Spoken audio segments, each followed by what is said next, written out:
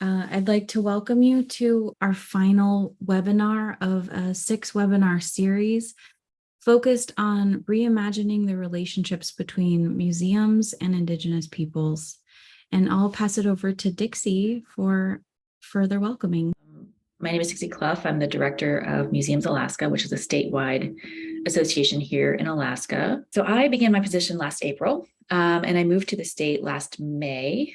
And I moved here from Florida, but I grew up mostly in Maryland, right outside of DC. So I am very new to Alaska.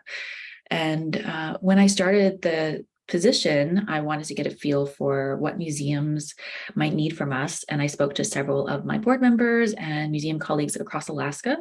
And I heard many times that fostering meaningful relationships between Alaska Native tribes and Indigenous people was something a lot of museums wanted to do. Some of them just didn't know how to start, or maybe some had started to build on a relationship, but they wanted to make it even stronger and better. So we were interested in creating a program that would help build those relationships and keep them going into the future. But we also knew that we couldn't do it alone. In the museum world, is mostly middle-class white woman-run industry right now. And I myself am a white woman, and I'm not from Alaska. So I knew that I was not the person to lead these conversations. I had a lot to learn. I wanted to listen and learn more. I know about museum practice, but I don't know about the experiences that Alaska Native visitors have had when visiting museums, or the experiences that Alaska Native individuals and tribes have had when working with or at museums. But I knew that there was an organization in Alaska, we're very lucky to have them, who could help us bridge that gap in knowledge, and that's First Alaskans Institute. They were on the top of our list of potential partners, and right when we were planning to reach out to maybe have a year-long planning session, do a little slower, but some grant funding became available. And of course, that sometimes speeds things up a bit. The state library got some funding from IMLS, or ARPA funds, which are COVID relief funds. And they were kind enough to share them with museums across Alaska. And we knew that we had to jump at the opportunity, and that a program like this could be a really great fit. So we reached out to First Alaskans, and they were up for the challenge. It was very fast. We had to get the grant in, but we have been planning this program since last year. So we did have about a year, almost a year of planning. The series of webinars have really been on different aspects of decolonization. So this one is called Decolonizing Museums. But if you have missed the other webinars, we've had webinars on access to collections, on repatriation, on centering Indigenous knowledge. And those recordings will be found on First Alaskans Institute's YouTube page. I know we have a lot of new people here today. So if you did miss the previous recordings, that's where you can find them in the future. They'll be coming onto the YouTube page in the coming weeks. And the first recording is actually available now. So if you missed that, you can go and watch that now on their YouTube page. I myself has learned so much from this webinar series, and I know that we're going to learn more today. So I'm really looking forward to that. And I will pass it off to First Alaskans and our amazing speakers. Dixie. Sangaitla Uthlang, the day is getting good. I cannot believe this is our last session and time together. It just seems like it flew by. But I'm so thankful for the guests who are with us today. Aaháni, Dr. Rosita Worl, Aaron Leggitt, Haliehana Stepetin. Thank you folks so much for joining us. Atlant Gíidaak. Good people, it's such an honor to be with all of you today. Frances Demert Peel, Dinan Uijang. Frances Demert Peel was my grandmother. Sandra Demert, Di Au Uijang. Sandra Demert is my mother. Ken Johnson, Di Had Uijang. Ken Johnson is my father. He is Ahtna Athabaskan, and he comes from Chestachina. He is Nelchina of the Sky Clan. Wáahlaal Gíidaak Hinudikiang. My name is Wáahlaal Gíidaak. Barbara Blake Ya'atsatai Hinudikiang. My English name is Barbara Blake. Gaya Las Gustu Di Kwalangang. I am of the Raven Moiety. Di Yakjan Gagang. I am a woman of the Middletown people. Hikta Hanglai Uth Ijang. I come from Heidelberg. Calling in today from Xantakahini, otherwise known as Juneau, Alaska. And I have been serving First Alaskans for the last 3 years now. Cutmen. Jemai Hui Cutmen up the Ahtna Candace Branson. Masinashaka Martha Jane Shravloff. Masinatlaqa Edna Ferris, Mamaka Martha Branson. Shunamisulianga et Dachalua. My Indigenous name is Cutmen. I'm Sugpiaq from Gíidaak, where I was born and currently live. And my late great-grandmother's name was Martha Jane Pestrikoff, or Shravloff, and my grandmother's name was Edna Ferris. I work with First Alaskans as the Indigenous Advancement Director, and am also very honored to be part of this discussion today with our guest speakers. And on this topic, we've been able to do this longer term, but seemingly very short webinar series that has been really interesting to me. I've learned so much from our guest speakers.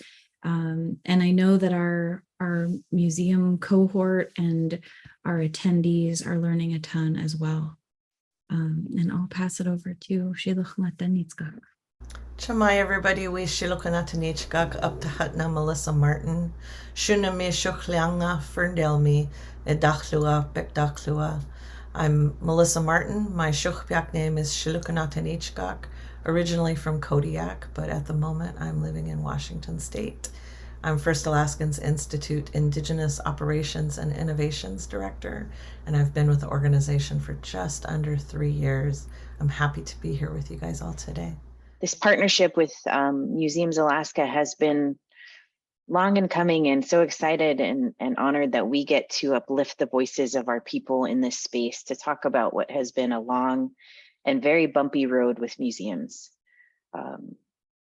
Oftentimes very harmful relationship that we've held as Native people with museums. And so designing this and having the opportunity to design the conversation around what we always wished museums would be able to hear from our people, the things we always wished we could say to them about the treatment of our ancestors, the ability to work better with our people, the ability to better tell our story, has been long at the forefront of what I know so many of our people have been feeling and thinking and wanting. And so it's a great opportunity that we've been able to develop this conversation with all of you. And it is really an honor, I have to say this again, that the three of you are willing to spend your time with us.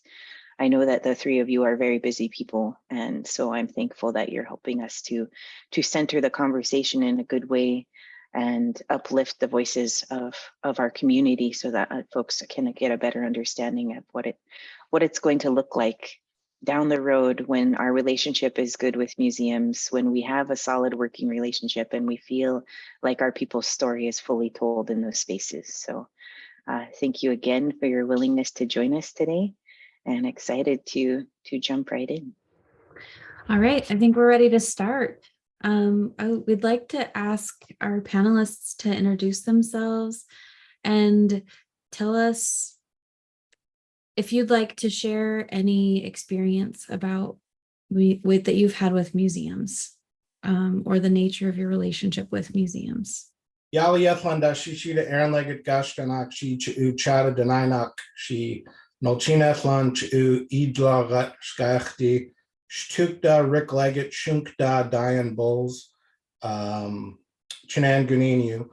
Hello everybody, my name is Aaron Leggitt. I'm currently the Senior Curator of Alaska History and Indigenous Cultures at the Anchorage Museum, and I'm also the President of the Native Village of Ahtna. The Native Village of Ahtna is the only federally recognized tribe here in the municipality of Anchorage. And my relationship with museums goes back to really the beginning of my working career.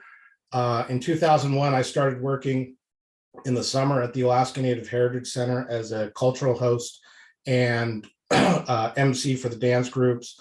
I worked off and on at the Heritage Center for 3 years, then went to Siri where I was the assistant historian. I worked with the Anchorage Museum on redoing a ANCSA exhibit while I was at Siri, helping provide some of the photographs that were used.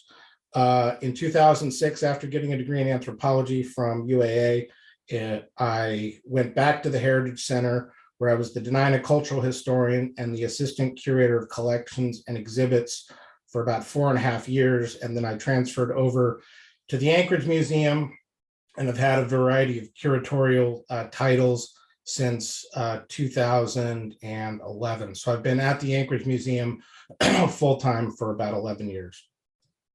And in that time, I've had a chance to work with many museums, travel around the world.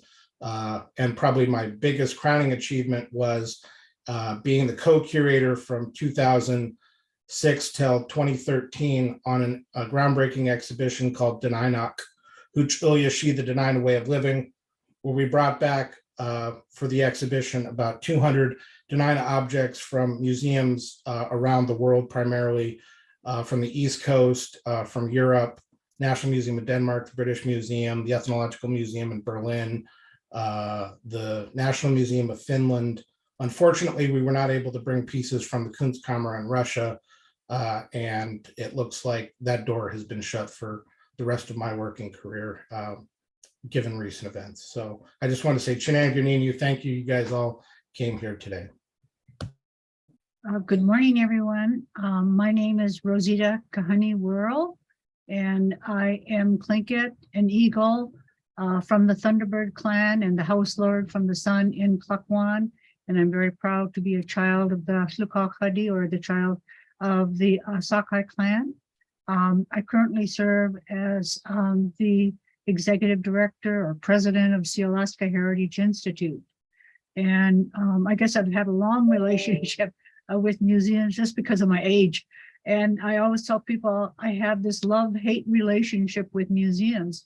And I guess it began when I heard our elder, Kagwantan clan leader, Joe Hott, say that when the missionaries and civil authorities came to Alaska, they collected our sins and put them in museums.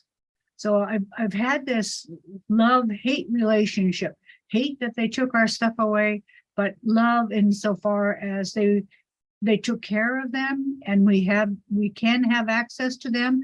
And now we have NAGPRA that will allow us to reclaim them. And I'd rather see them there than in private collectors' hands where we have no access to them at all. Although we are working on a couple of pieces of legislations that might change that scenario. I guess one of the things I'm most proud of is that I was involved in the selection committee for the director of the National Museum of American Indians. And I was on a 3-member committee, 2 museum people and myself. And I was insistent, that we have a Native American. I didn't want a museum person. I said, if we get a museum person, then we're going to get a standard, ordinary museum. And I knew that we needed to change museums. And so I believe that Rick West, was the person to make that change in the museum world.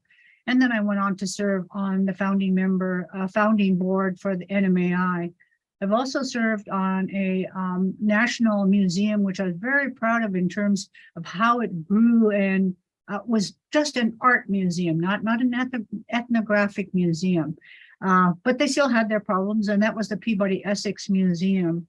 I currently serve as, oversee our museum here at Alaska Heritage Institute. And I've also worked for museums. My first job was really at the Alaska State Museum, where I got a 40-foot mobile unit. I loaded it up with all of our sacred objects, and I took it on a ferry and visited all the all the communities in Southeast. The curators were hysterical because I took them out of the museum. A couple of pieces came back missing a tooth or something like that, but it really enriched, our communities, being able to see their own ceremonial objects, returning to their homeland. And then I was very fortunate to have a sabbatical after a horrendous appointment in state government. And I went to this Smithsonian Museum of Natural History, where I was supposed to do an exhibit. I got the money. Senator Stevens, our beloved Senator Stevens, got money for me to do an exhibit on Tlingit clans and corporations. But unfortunately, there was another political group that made a lot of fuss, and they took my my money and used it for the African Hall. But anyway, it was a great time for me to sit and reflect and think about Native religion. So that's kind of overall my experience with museums. Ang kalamaramana alarumayra asaktakok kirirumunanga akok akutanam ilaran ang ngirtakok maaraktakok adang Thomas Stepetin asaktanach akutanam ilaran ang ngirtanach ananganet singer asaktakok akutanam ilaran ang anararizach California milaran ang ngirtakok Kukang Madi Trapanoff Stepetin asaktanach akutanamama akunga milaran ang ngirtanach Laturing Mark Stepetin asaktanach natukach ilaran ang ngirtanach Dena'inam tinangin kuran ang rarizak. Good morning, everyone. My name is Haliehana Alaĝum Ayagaa Stepetin. I'm Unangax. I'm of the Kirirun tribe of Unangax people. I was born and raised in my village, Akitan, in Unangamtanangin, or the Aleutian Islands of Alaska. To my mom and my dad was the late Thomas Stepetin, and my mom is Annette Singer, and she currently lives there today. And my grandma, I was born in her house.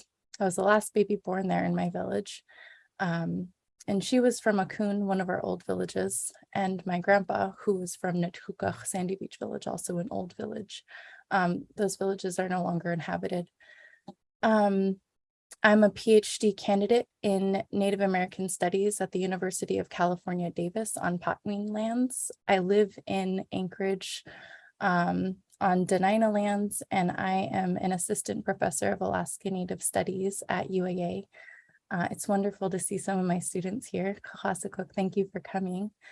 My experience with museums, actually, I would say that it started when I was a kid, because my mom and my dad, they were the first ones who started our little museum in Akitan.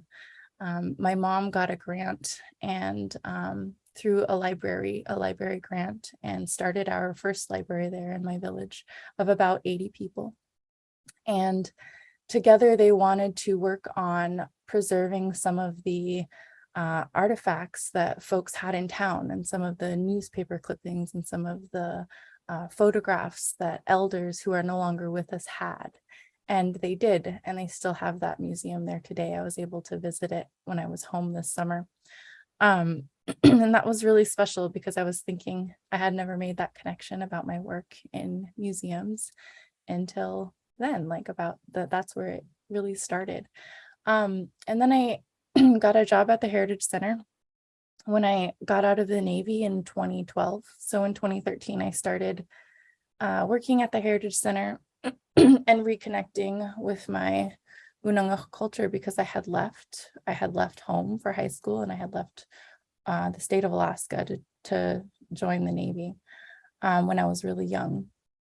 So I started at the Heritage Center, and I was actually able to work at the Dena'ina exhibit that Aaron Leggitt helped curate and start. That was amazing. That was my first experience really in a big museum like the Anchorage Museum, because when I worked at the Heritage Center, they were all about saying that they weren't a museum, because to them, museums meant something that wasn't living and thriving. It historicized Native people. And that's something I'm excited to talk about today, to push back against that. And then I went to UW on Coast Salish lands for my master's degree, and it was there that I started working at the Burke Museum in Seattle. And I worked as a regional outreach coordinator. I was a preservation specialist in the Bill Holmes Center for Northwest Native Art. And it was one of the most transformative experiences of my life, because I worked with an almost all Native team, and we worked on connecting these ancestors in the collections with the communities that they belonged to. So Kahasakuk for having me today. For your introductions, folks. I think the amount of expertise just sitting with the three of you, holy smokes, wow. Our first question is, What do museums need to consider when making their spaces welcoming for Native people to visit and or work in? And one of the co-hosts here will put that in the chat for our panelists. But if you don't mind, maybe I'll just call on folks so we don't wait and see who's going to unmute themselves. Kahani, can we start with you for that question? And then we'll go to Aaron and then Haliehana. Sure. The very first thing that they need to do is start right at the top. There has to be a commitment to make a change most museums need to change. And so I think it has to stop with the board to say at the policy level that we are going to make a museum that is responsive to Native Americans, to Indigenous peoples, and to minorities, and that our work will reflect their cultures, their societies. And so that it has to be at that policy level where they make that first change. And then they need to, move into immediately to try to figure out how do we implement it. But that's, from everything that I know, you always have to start at the top, make those changes at the top. We can see where it's helpful if it comes from the bottom, but if you don't change the policies, nothing's going to change. Sheesh. Aaron? Yeah, I agree with Rosita. I think it's important that it is at the top with policies and that the staff are all working in the same direction. There's the obvious things. I'm sure the things that have been talked about, if they have Native American or Alaska Native sacred objects, that those objects are identified and that those Indigenous people that are working there or visiting are aware of them and don't stumble upon them. Obviously, hopefully there are no human remains in these museums, but if they are, that they are working actively towards trying to get these objects repatriated.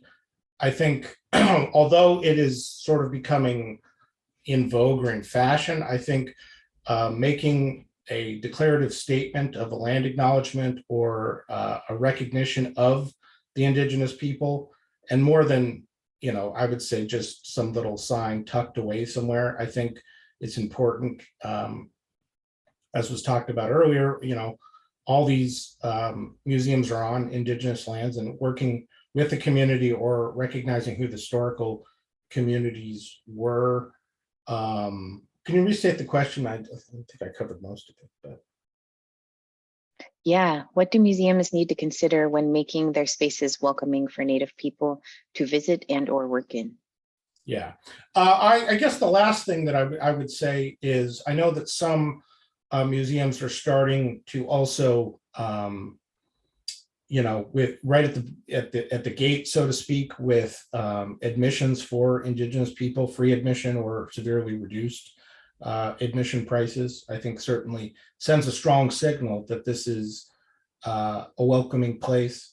And I think, the other thing, I think the biggest thing probably too to create a warm and welcoming space is that how can a museum present Indigenous cultures and that it's not just in the past, having even some contemporary photographs or getting members of your board of directors that are from the communities on there and calling attention to that, I think are all steps in the right direction. But, there's a lot of work that needs to be done. But I think it's up to the individual too. I think it's also somewhat generational. I think that, people younger than me will have a different interpretation of what a museum should look like and what a museum's about. Older generations have seen, museums where you have dioramas and natives are only presented as these historical artifacts in the past. But, I just think about my own museum, the Anchorage Museum. When I was a kid, you went to the Alaska Gallery, natives were presented in dioramas. Now you come to the museum, that doesn't exist. There didn't exist the Smithsonian Arctic Studies Center. I know Rosita and I were both advisors on that project. And one of the biggest things the advisors talked about were, yes, it's great that we have these wonderful 600 objects on loan from the National Museum of Natural History and the National Museum of American Indian. But at the beginning of each of those cases are videos, interviews of living, breathing Alaska Native people telling our story of who we are and our histories. And it presents a very strong message that these objects are connected to living people, that they're not just objects of the past or relics like dinosaur bones or something. I have a lot of feelings about this. I think that our Indigenous languages need to be front and center. I think they need to be correct too. That goes without saying. I know that a big issue with museums across the nation is their misrepresentation of Native peoples. Like I'm Unangax, a very small group of people in the state of Alaska, which often gets obfuscated into other groups of Native peoples when I go into different museums, and we're just not represented correctly, which means that there's a gap in those who are making decisions about these exhibits. So Native peoples need to be on those boards. Since I started working in museums and as a researcher over the last 10 years, I really realized how important it is to spread awareness to communities about what we have in these museums, right, that belong to our people. I've noticed a really dying disconnect. It's so big, the disconnect between those of us in these spaces, in academia or in research or in museums, between our communities and them not knowing that they have ancestors in museums, that they can go visit them and that they should have the right to go visit them at any time that they want. So when I worked at the Burke, this is where I experienced this policy, and it was the first and really the only place since that I've had this experience. It was an open door policy. And as the outreach person, I outreached to all of the Native tribes in so-called Washington, Oregon, Northern California, British Columbia, and Alaska about the collections that we had that belonged to them, and if they had any artists or researchers or people who wanted to come and study. But we had grants that funded that sort of thing. And that was really a game changer. It changed my whole experience about what museums should be doing to welcome Native people in and to work in them, in their spaces, and that Native people do belong. Museums are also like thought of by the general public as these elite spaces that maybe not everyone who isn't a researcher in academia or a well-known artist can go and study. And no, all communities should be able to go and study and visit their ancestors that are in these museums. We had a strong staff of Native people, like I mentioned. I think that's really important. In these museum spaces, representation matters. For Native peoples that I interacted with, going to collections to study or to reunite with their ancestors, I think it was really important that we were all Native and we were facilitating that reunion, that we understood, oh, this is something that I shouldn't see because I'm Unangax and I don't belong to that nation. That's not my ceremony and that's not my practice. So I left them alone with things. And that might go against a lot of museum policies, but in that role, I had to be sort of a trickster and a rule breaker, and thinking about the histories and the legacies of separation that existed because of those objects just being in museums. So thinking about the mostly unethical nature that those were curated. The fact that we didn't know a lot of the times if something was it belonged under a NEGPRA category, right? Like we didn't know because we didn't know who curated it, or whoever curated it in the ledger, they didn't say who made it and what the purpose was, because that's not what they were interested in. They were interested in collecting for the World's Fair and making Native people some curiosity, right? So we have to think about that legacy when we're in these spaces of power. I think also our ancestors in museums need to be viewed as such, as living, breathing spirits, as ancestors, there to teach us, there to teach Native peoples their stories. Like I learned to build kayaks, and my teacher says his teacher were the kayaks in museums. So those are there to transfer knowledge to certain Native peoples.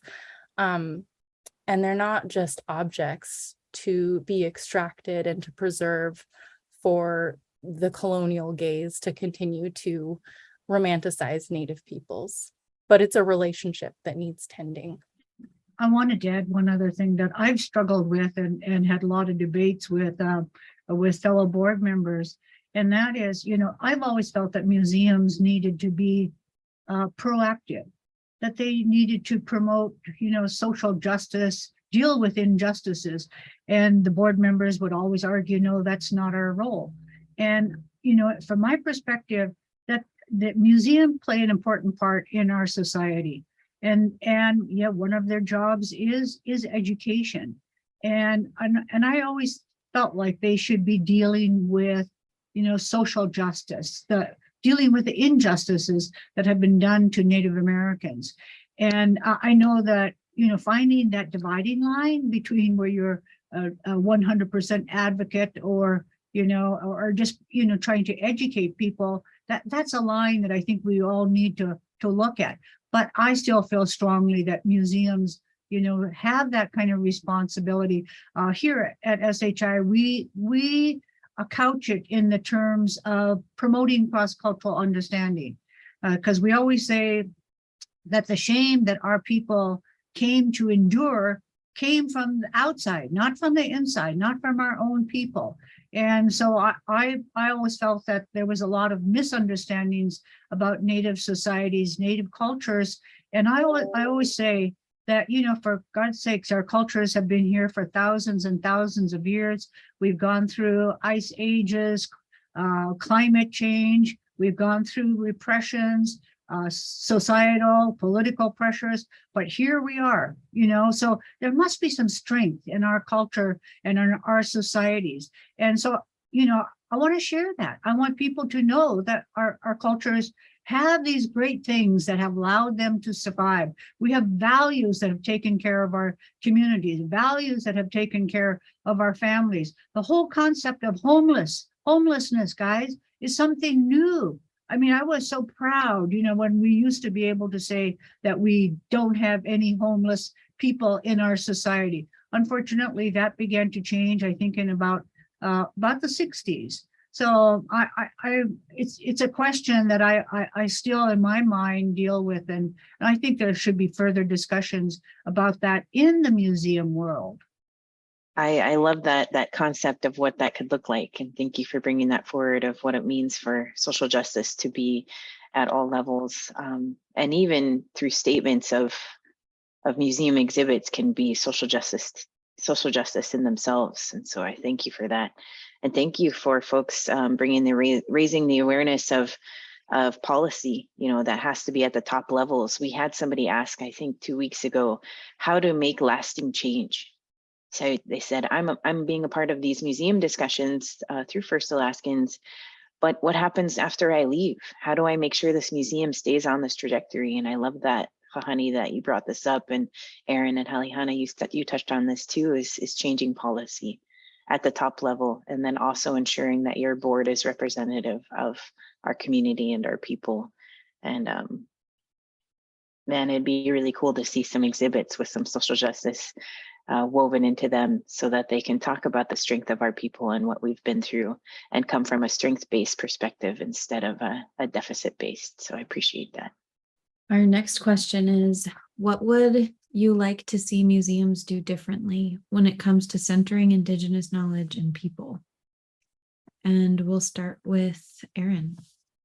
No two museums are the same. And so I think I'm really reticent to sort of paint a broad brush. I suppose all the things that have already been brought up and sort of systemic changes, the thing is, I guess what I would say is, and again, this is work that we've been doing at the Anchorage Museum, and the fact is that museums were created, their entire history is based on a colonial narrative of nation building and the power of empire. And you can't completely divorce yourself from that. However, going forward, I do believe that all the things that we brought up about how museums started doesn't mean that's how they have to finish. And I think it's important that we create these opportunities to become reflective of the communities that you're telling the story about or from, working closely, obviously, with, you know, what Rosita talked about social justice, I think is an important component. I think sometimes, though, there are ways to do that aren't, some people would say don't go far enough, but I think you can, sometimes it takes generations to affect these type of changes and thinking. You know, colonization didn't happen overnight, and we're not going to undo it overnight. It's going to take time, and it's going to take thoughtful thinking and you know, because you have to meet people where they are and sort of start to be a part of the change that you want to see. A couple of years ago, there was a lot of talk about removing, there was a statue in downtown Anchorage of Captain Cook, and there were calls to you know, rip it up and throw it into Turnagain Arm and be done with it. And there was a lot of pressure from the native village of Ahtna to do that. And ultimately, the then mayor of Anchorage said that the decision would be up to the native village of Ahtna on what they wanted to do. And after working with my tribal council, we decided that at this time, we did not want to tear down the statue of Captain Cook. What we wanted to do was increase the interpretive opportunities that his name attracts, because on both sides, there was a lot of misunderstanding of who Captain Cook really was, or at least his involvement in our area of Cook Inlet. He was here for about 10 days. He never got off the boat. He really didn't like this area. In fact, he wanted to go back to the Hawaiian Islands as soon as possible. He made some pretty accurate maps of this area. He did name some things, but he wasn't, you know, this monster that sort of that's painted. And what I wanted to do was tell a more accurate history and use that opportunity, because if we just rip the statue down, then forever it's going to be, oh, the local Indians got mad. They don't like history, so they just tore this thing down, and they're about erasing history. And I'm not about erasing history. I'm about telling a complete story. So I think that deviates a little bit from the question, but I think it's important that we can't sort of say what should all museums do, except for the things that we had already talked about really at, you know, policy levels, adopting policies that recognize the Indigenous communities, being more welcoming spaces. I love Haliehana's, the thing she brought up about Indigenous language. That's something that I work on quite often at the Anchorage Museum, is the projects that involve Indigenous language, not just in the museum space, but really throughout the city. And I think also that museums should reflect their communities, and that they shouldn't just think about the four walls inside their building, but that they should think about how are they working within communities to create these important changes. Regarding this question, I would switch it up. I would like to rather empower Indigenous knowledges and peoples first and foremost. So shifting the ways that we interact with museums, and this sort of builds off of my first response too, when it comes to just spreading the word that Native people can approach these museums and ask to study their collections as artists, as community members, as stakeholders. This is just such a profound shift in thinking that I think hasn't quite happened yet at the community level. It's a paradigm shift in understanding what museums are there for. And I think if we think about it as Native peoples are stakeholders of these museums because our ancestors are residing in them, on their shelves, in their collections, or in exhibit spaces, then we have a different relationship with museums and our power in them. Whereas it can feel disempowering that our ancestors or remains or grave goods that should not be on display aren't there, and perhaps that would make you not want to go to a museum. But I think we just need to change this narrative, and it's something that scholars, critical theorists, Fred Moten and Stefano Harney talk about. They have this book that's open, free access. It's particular to Black Americans. It's called The Undercommons, Fugitive Planning and Black Study. But they have this idea that I'm extending where they urge Black students, people of color, and Indigenous peoples to use the university. This has been my motto since I've been in my master's program.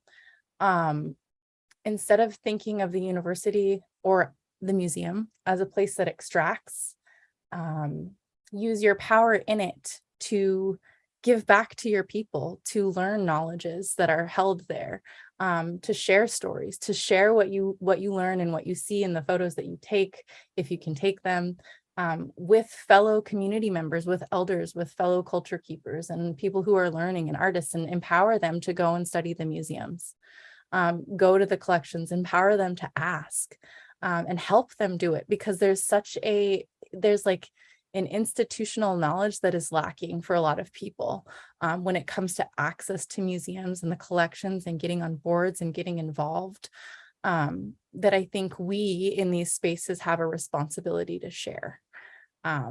So that's how I would approach that question.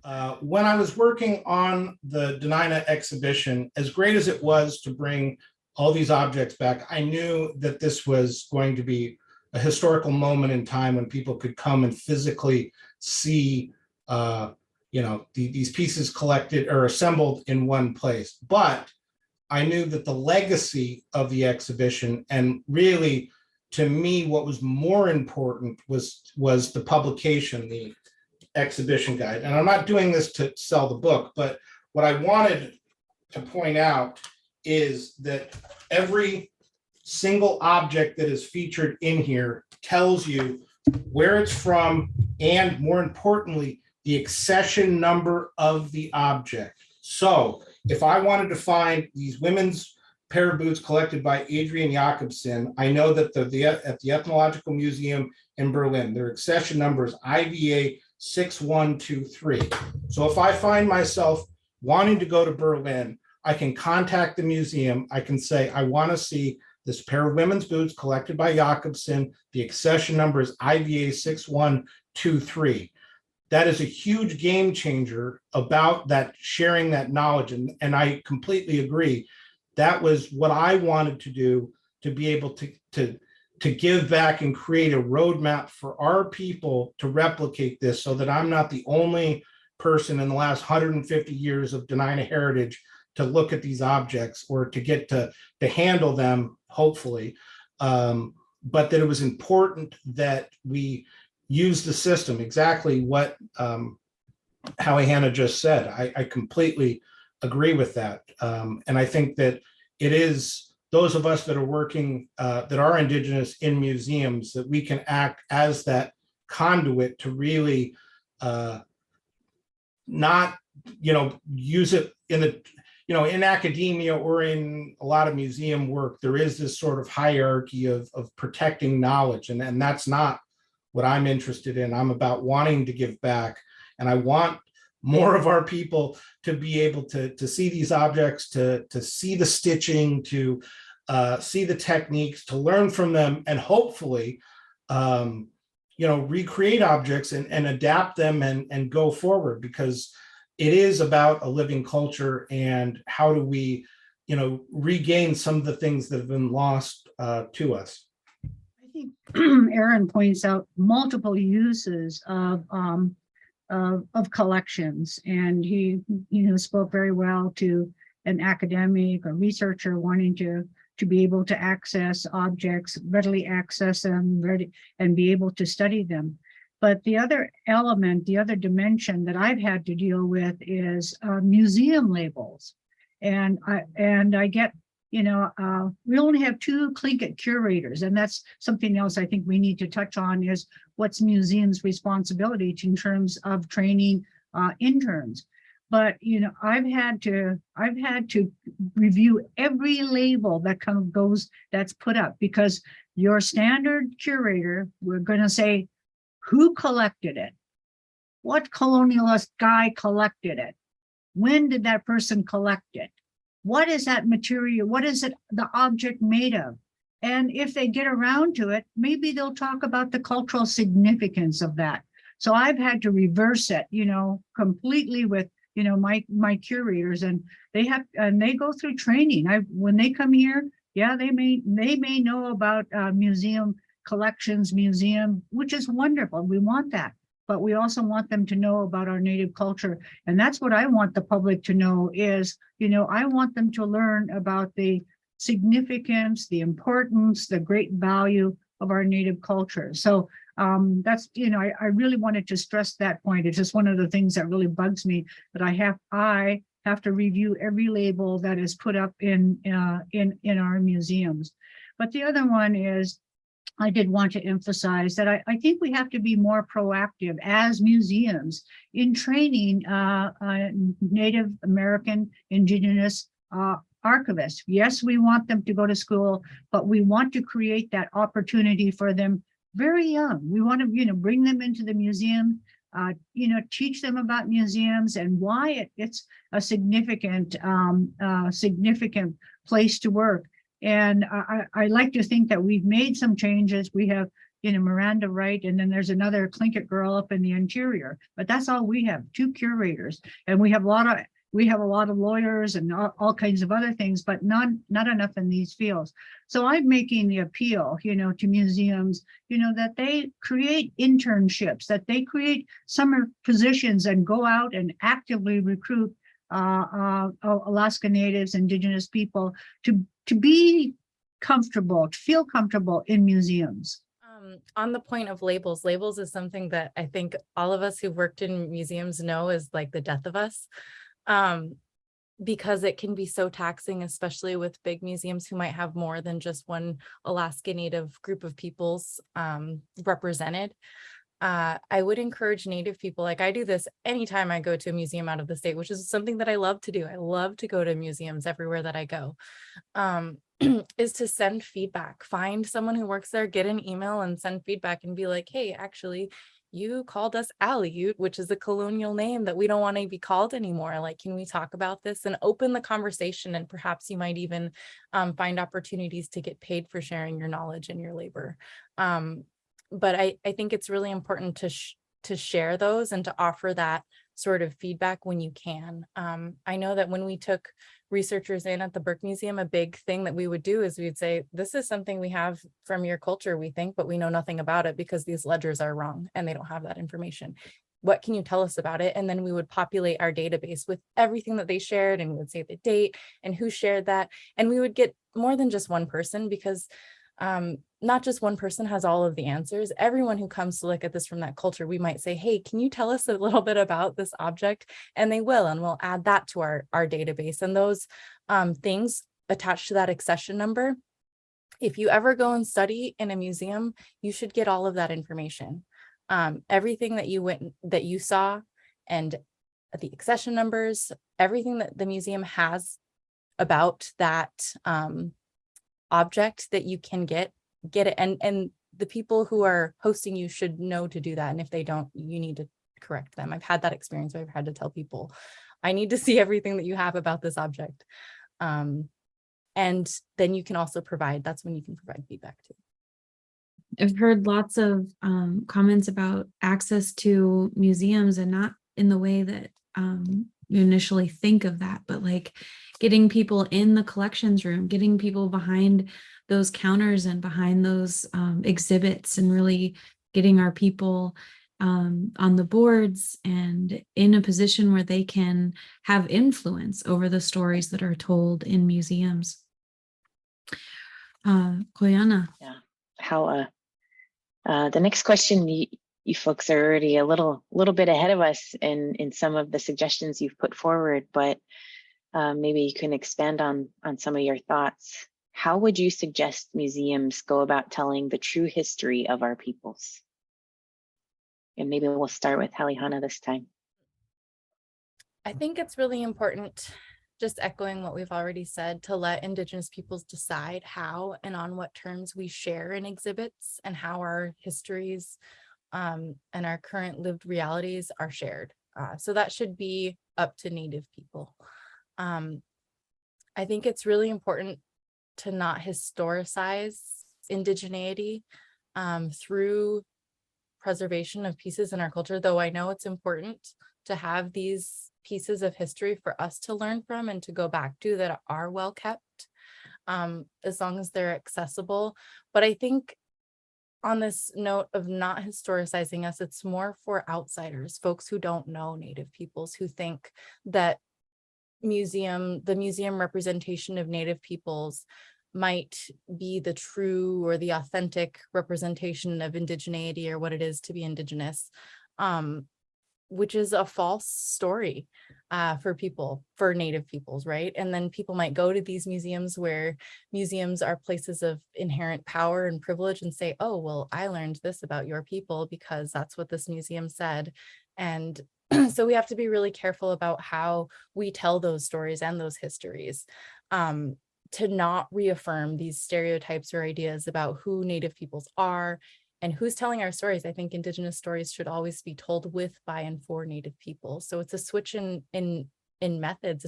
It's an act of methodological justice to share our stories and our histories from our own voices and our own perspectives and our own stories, which the Dena'ina exhibit was so beautiful at doing. And it didn't, to me, weave time in this linear teleological way, in a way that you might see other museums doing, saying, oh, at this date, so-and-so landed in this native land and they discovered these Native people, and here about these Native people and what they were like, and talking about Native peoples in the past, and not using the present tense or present representations of Native peoples to really combat some of the racist work that went into depicting who and what Natives were considered or displayed as, which goes along the line of blood quantum politics and the racist eugenics politics, and these policies of, at the time that these people were curating in these museums in the 17 and 1800s, the things that are still in museums now from that time period, where those curators were measuring Natives' heads and their features to determine how much Native they were, which became blood quantum politics. So I think we have to avoid using words like authentic or true, and expand understandings of what is considered traditional and how Natives today are incorporating and learning from what might exist in exhibits or in museums to still be Native today. And a lot of that is including works by Native peoples pushing the boundaries of what might look aesthetically traditional. So I think that's really important to do. Can't wait to see a lot of what you're describing, and you put me in that place. Thank you for that. I think another way getting at a lot of those issues that she brought up is also in museums putting the works of what we call sort of contemporary artists. It always amazes me sometimes where there are themes and subjects that are addressed in contemporary art that would be very challenging for me strictly as a curator to just write about. Issues around sexual violence or boarding schools or loss of language. I mean, we can talk about those things, but I think there is the beauty of contemporary art. There are times where it can convey so much in a way that it's much more difficult with just the written word. So I think that's a big component of it. I think, again, getting back to the idea of what is the authentic, Indian or Native, showing, diversity of people, skin color, dress, all those things. And really, it's about creating a a space where people understand that Indigenous people are still living, breathing, thriving people today, and they're not what you imagine from, a John Wayne film or whatever Hollywood or marketing has told us about that. And it's starting to change. Just turn on the TV today and you see Molly of Denali or Res Dogs or Prey. There are so many things in there that really get to the heart of Indigenous people. And I would love to see those things worked into museums. And in some ways they already have. We did an exhibit on media representation of Indigenous people at the Anchorage Museum that kind of sets the stage of how Native people have been shown in Hollywood and advertising all the way up to Molly of Denali. And for me, Molly of Denali is the biggest game changer that I could ever imagine. And the reason I say that is that every person in the United States that has an antenna that can get a digital signal can watch Molly of Denali at no cost. The barrier to entry could not be any lower than that. And I just love the show. I only have one criticism of the show, and that's that her cell phone seems to work way better than mine does in Anchorage when she's out berry picking. But aside from that, I think it is so great, and to have the Indigenous writers. And so there are already things that can be weaved in that museums could be doing to highlight, that Native people still are here and still exist. So to me, that's sort of what the true history is it's looking at it from a lot of different perspectives. Yeah, thank you, Aaron. Janan, Kahani? Sorry about that. Sorry, I had to run away for a quick phone call. So the question is how you suggest museums go about telling the true history of our peoples? Talk to Native people. I think, first of all, I'd say create an advisory committee, and especially for museums that haven't had a lot of experience, in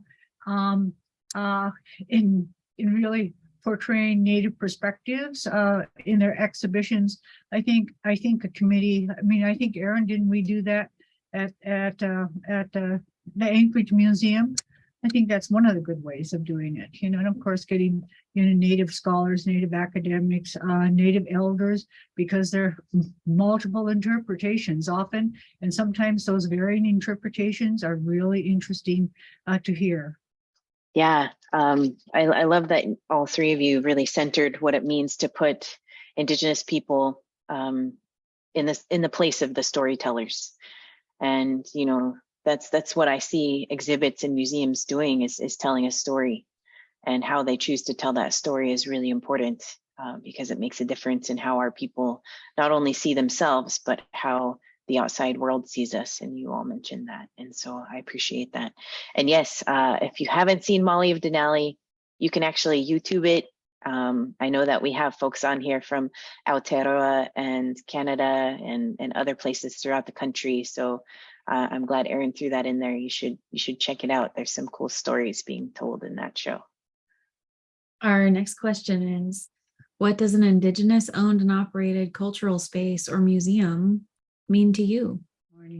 Well, I will tell you, let me tell you, there's a big difference between running a SHI museum as opposed to being a staff person at the Smithsonian and having to fight, some of my colleagues. I love my colleagues, but they're of the real old school, I'll tell you. And those discussions were really, I enjoyed them, even though I didn't agree with my colleagues. It's important to also to learn how they think and what is it that you need to be doing to educate them, to hopefully enlighten them to our perspectives as well. But I will tell you that being able to run your own museum, with multiple, we have a Native Education Committee, we have a Language Committee, we have an Arts Committee, and all of them, weigh in and will give us, varying ideas. And sometimes I just never know what we're going to do because there are so many good ideas and we have so much to catch up with and so much work to do to enlighten the non-native world. But also, I think the other important thing is that we can't forget that we have to also educate, a lot of our own people. The really interesting thing I find is that the older people sometimes need more education about our cultures because they are the ones who were taken away, put in boarding schools, taught that it wasn't really, the in thing to be native or to know native. And I have to tell you, Barbara, I hope you don't get mad about this. I'm going to tell the Sea Alaska board. I always tell them, our kids know more about our culture than you guys do, because they have been given that opportunity, to bring our culture out into the open, to be able to bring our children here, to the museum and have sit downs and have the elders come in and talk to them. Now that sounds like a contradiction. I'm talking about the old elders, not those medium, the ones that are older than Barbara. So I know it's an exciting time. I really do. And of course, always that it's money. You've got to get money. And one of the things, that I want to share is where I think or at least I've missed the boat, is I've concentrated on very first thing was language. And then I said, oh my God, what about art? Art is the reflection of our society. So I then went into the art. And of course, you have to have education. You've got to be able to get ourselves into the schools and get our children from the schools over to our museums. But one of the things I neglected to do was to really look at our culture, the underlying basis of our culture and culture change. And so we created our Council of Traditional Scholars, and they really help us navigate, our changing world. And I know I've shared this with some of you, where I think it was actually the Anchorage Museum wanted to do an exhibition on shamanism, and our council said, absolutely not. That is just, we will share everything, but we will not share that aspect of our culture. There are some elements of our culture that should remain only unto ourselves, but those are few, at least in our culture, because we validate legitimacy and ownership by public proclamation. But it was really our younger people who came to that Council of Traditional Scholars and said, if I can't learn about shamanism, how am I supposed to learn? This was, spirituality is very important to our culture. And so, and they said, if you guys are acting like we're ashamed of it, that's how they perceived, the not exhibiting shamanic objects. So the council went into, gosh, I don't know how many months deliberation. And they came up with the protocols that, that allow us to exhibit shamanic objects. And I think that's something, that all museums, should be aware of, is that when they're going to be doing exhibits, they should reach out immediately to the Native community and say, are there things that we probably shouldn't be doing? And I will say, even at NMAI, we exhibited things there that shouldn't have been. And we had, a predominantly Native board, but we still made that mistake. So I think museums have to be proactive in terms of reaching out. And even with SHI, where we run our own museum, we still have to make sure, that we have, we're having that balance. And in our society, that balance, Wáahlaal, is really important. And that means, that we have to have representatives from both moieties and in our region, the 3 different tribes. So yeah, it's wonderful to be able to have your own museum, but I tell you, finding the money to run our own museums is almost impossible. And I do have to say, that every time that I've gone to our congressional delegation, and in this last instance, I said, I hate to say that we have endangered cultural elements, but friends, we really do. There are aspects of our culture, that are really endangered.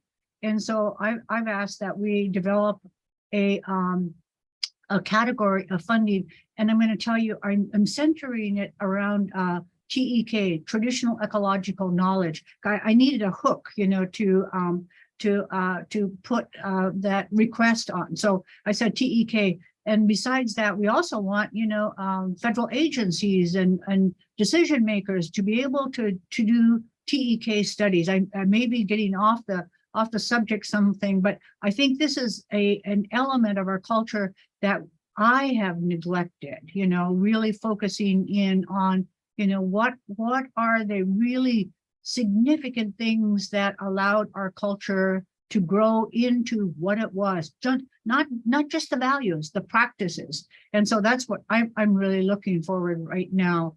We just did a study on the wolf population, and it's the first time that a federal agency in the country has asked, you know, to include TEK in their studies. Now, whether they use that in their decision making, I don't know, but at least we've made a first step. So I wish we had a magic wand and just say we don't have to worry about raising money. I know a lot of our folks just aren't at that stage yet where they can say, you know, oh, I can donate $1 million, and another one will say, I can donate too. And I've been on boards like that, and then they just go on, you know, and act like nothing's unusual. And I've had to say, excuse me, guys. Do you know how unbelievable this museum board is? That you have 3 members that could say each one of them give $1 million or $2 million. That's not our world yet. So we have to be diligent and always trying to figure out, you know, how do we make money? How do we get people to support our museums? And that is, we have to go do a good job in doing our museum work. I would just like to say that I feel like I'm an infant among giants, though. So it's really wonderful to be in the company and listen to the knowledge of Dr. Rosita and Aaron. I think I don't even know, like, would we call this a museum if it was Indigenous owned and operated? I'm just thinking about our little museum in my village, which is Indigenous owned and operated.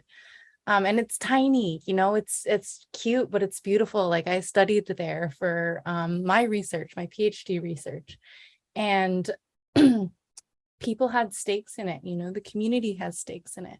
They donated stuff, they created stuff, and they're proud of it. It's a place that tells a story of who Kiririn people are, which there aren't many spaces that do that because we're such a small tribe of Unangax people. So I think on that note, it needs to be important that it's culturally specific. So we don't homogenize Native people. Just like I think SHI it's just so beautiful that you have your own museum and you're running it. And it sounds like it might be Lingít, Haida, and Tsimshian, right? Am I okay?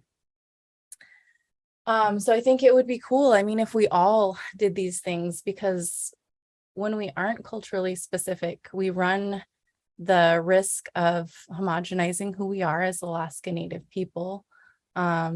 We aren't able to fully tell these stories. I think when we have a mix of cultures that we need to, if you have something in your museum that's Unangax, you need to have someone who's Unangax consulting about it. I think we shouldn't be telling the stories of other people's stuff without them present. Yeah, so I think it would be a place of cultural vibrance and resurgence and community. It's really exciting to think about dreaming up these spaces and the work that's already being done in Alaska and what can be done. And of course, funding is such an issue for my little museum too, which is shut down because they had a water leak. And I went to go investigate. I was, as a preservation specialist, I was like, oh my God, do you need me to go look and figure out what needs to be preserved and protected? And everything was fine. It was just in a different part of the building, but still, there's all of these protocols around how to even keep our collections in a way that they're preserved and protected and respected, and can continue to be so for generations to come, that a lot of these smaller museums don't have the funding or the access or the knowledge on, but they want to have a space like that that is representative of their people, their art, their language, their cultures. So yeah. I wanted to add one other component in, during the pandemic, when we had to shut down everything, and, we had multiple programs scheduled, and what we made a really quick transformation to virtual programming. And I'm telling you, it really opened up a whole new world for us. And we started reaching, not only our own people in villages, but other Alaska Natives who were living elsewhere. And it was so successful that we have said that now we're going to try to build into all of our programming this dual approach of in-person and virtual. And so I think, as museum professionals, we're going to have to make sure that we're training and that we're having access, to people who have this kind of expertise, because I'm telling you, it's very exciting, to see, the participation that you're getting from people from all over the world. I think just during our celebration, our virtual celebration, I think we had 16,000 people. For us, that's a lot, 16,000 people attending from all throughout the world. So I just want to put a plug in to make sure that we're all thinking about that. Yeah, I think I'll build off of that real quick, and then I'll circle back. With what Haliehana said about, museums having objects from various Native communities and telling those stories, but building on what Rosita said about how these consultations can occur virtually.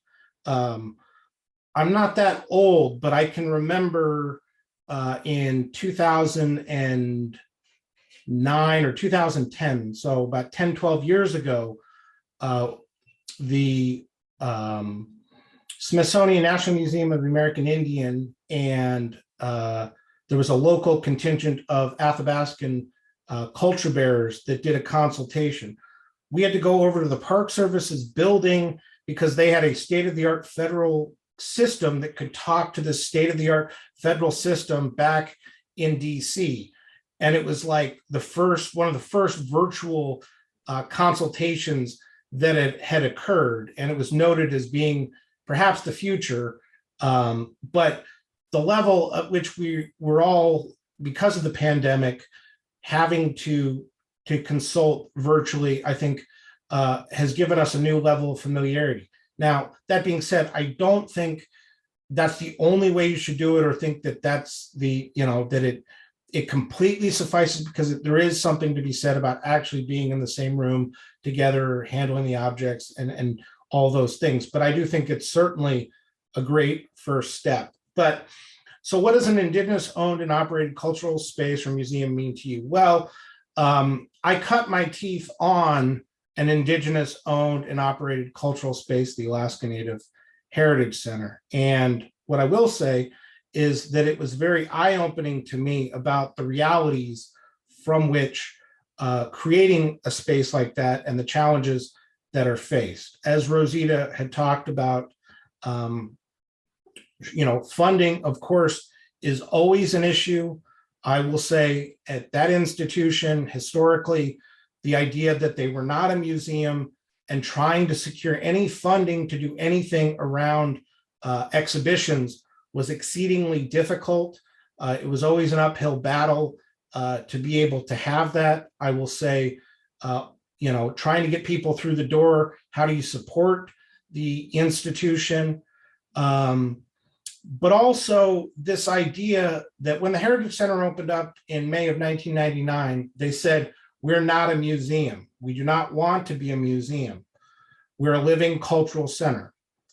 And in a lot of ways it is, but from the day they opened, they started collecting objects or had objects donated to them.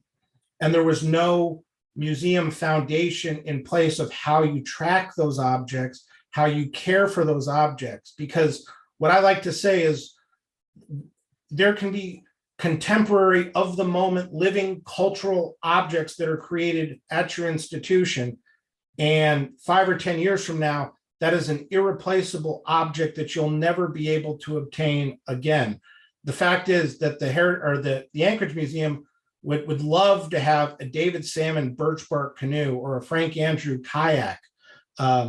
These are two elders that really lived, in a lot of the old ways and knew the traditional measurements and knew how to gather these materials. And neither of them are with us anymore. They were in their 80s 20 years ago. And so there needs to be a system in place where you do track objects, that you have somebody who is responsible for those objects, obviously incorporating all of the measures that we've talked about respecting them and access to objects and all those important components. But I think one of the things that really gets left off a lot of times is the ability to have some sort of system in place so that you can be able to inventory, categorize, and essentially know where these objects reside.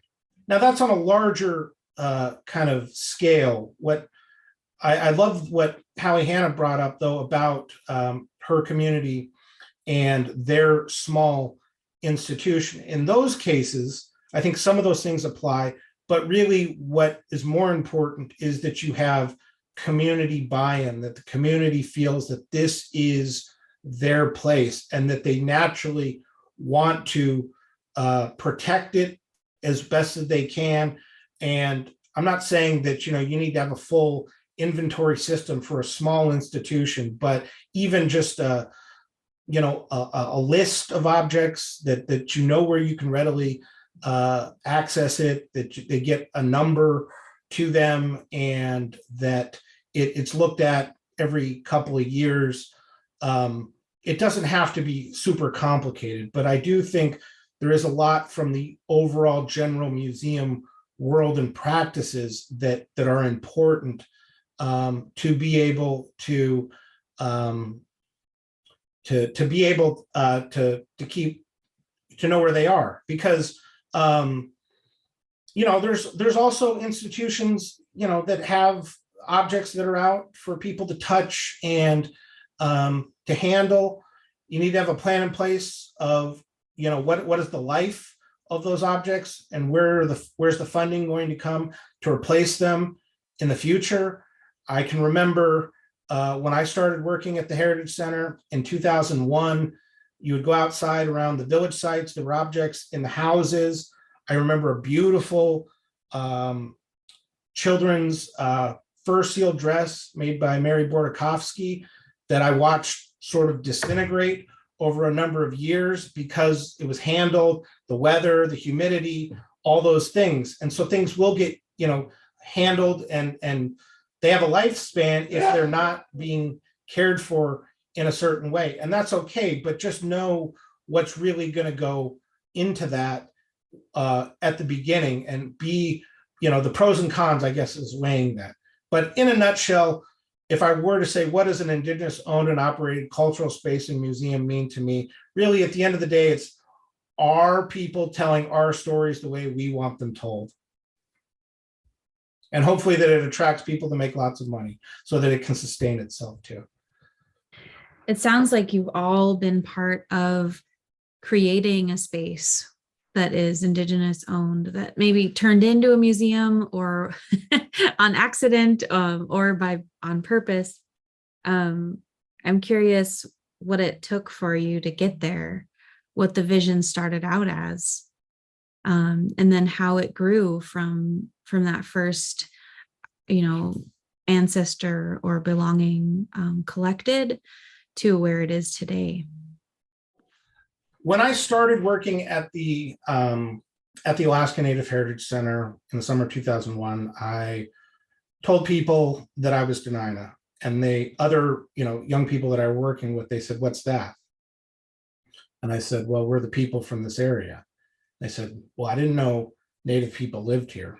And it occurred to me that if other young Alaska Native people that were about my age, some of whom had grown up here, had no idea we existed, what chance would the general public know? They'd ask, "Where's your village?" And I said, "Our village is here." And they said, "No, where's your native village?" I said, "Our village is here." And they said, "No, and I had to explain to them that the Cutmen is 26 miles north of Anchorage. It's the only federally recognized tribe in the municipality. So that created the idea that I felt that I wanted to go to school, to get an education, to create an awareness of my people. I kind of knew in the back of my head that probably museums would be the most logical extension of that kind of work. And so I got a degree in anthropology, and got some experience. And then in the summer of 2006, the city of Anchorage was looking for the name for the new downtown $100 million civic and convention center. We were able to convince them that it should be named after the indigenous people of the area. And that, of course, kind of kicked off the whole thing, including the Anchorage Museum had been batting around the idea of doing an exhibit on Dena'ina people. And it went from kind of an idea to, we really should do this. And what I like to point out is that the Anchorage Museum opened up in 1968, and it wasn't until 2013, so 45 years after that museum opened, that they finally did an exhibit on the indigenous people of the land on which they resided. It took a while. It took a lot of hard work. But just trying to build on those ideas of how to do it, how museums have voices, indigenous people have voices in museums, all of those practices. It's an ongoing effort, but and it's led to so many other things. Like I mentioned earlier, it's not just about what goes on inside the museum. I'm very fortunate that the museum recognizes that my work takes me outside of the museum. Some of you may have seen the Indigenous place name movement that we have in Anchorage, where we've identified 26 locations throughout the municipality that we want to see these historical markers with an artistic interpretation of a very important Dena'ina artifact with the indigenous names, and that it be well branded, that it lasts a long time. This has gotten picked up. I was pleasantly surprised that during Alaska Native American Heritage Month last November, there was a feature on one part of a feature on this movement. Unbeknownst to me, I ended up on the front cover of the Washington Post for this article, although I was below the fold, not above the fold. So I guess that's something I got to work towards. But the important thing is tying all of these things together to, build off of each, finding opportunities and building on them, and knowing how to tie it all back into the story and the narrative that you're trying to help accomplish. Aaháni, do you want to take a? Ignorance is bliss. In my instance, it was really ignorance is bliss, because I had absolutely no idea what it took to build a facility. I'm an anthropologist by training, never built a building, but I just said, we need our own space. And we hired a fundraiser from DC, and he came with great reputation. And he came to Juneau, and he told us, this is what you can't do. You can't do this. You can't do this. And I told him, hey, I didn't hire you to tell me what I can't do, so you're fired. and we just went out on, and it was just, I think it was just really the belief, that we could do it. And we started fundraising. And again, I wasn't too sure how we all did that, but I just found out that people I think we have good people, but before we do that, I have to say is that you have to build your institutional framework. You have to have a good reputation. You have to build a reputation where people say, I know that they can do this kind of work. And then I learned you have to do public surveys. If you're doing this good work, you have good surveys, and people say, oh yeah, we like what they're doing. And then you start reaching out. And but I will tell you, I did make some mistakes. I really didn't want a museum. I really didn't, because I knew how much money it was going to take, to operate a museum. But I absolutely knew that it was part of our duty to not only educate our own people, but also the public. And so I knew that you had to have a museum, to be able to do that. And it was more minds are better than one. So we created this alliance between Tlingit and Haida, Alaska, and SHI, and we got them all involved in terms of saying, how do we do this? How do we move forward? And it was quite a journey. It really was an exciting journey. We were able to. Our building right now is at 6-7 years old, and then we decided, okay, we need to have an art center, because that's who we are, our art. And I was looking at the parking lot there, and I said, oh, that would be a great place to have an art center. And I called up over to Alaska, hey guys, will you give me that parking lot? And I said, I'll build you an underground parking lot. And honest to God, I had this is probably not good advice, as to how to proceed, but that's how we did it. And I really do think it was just really, with that passion that you have, and believing that our culture is so great and that we want to share it with people. And then I think having that, that openness, with the public.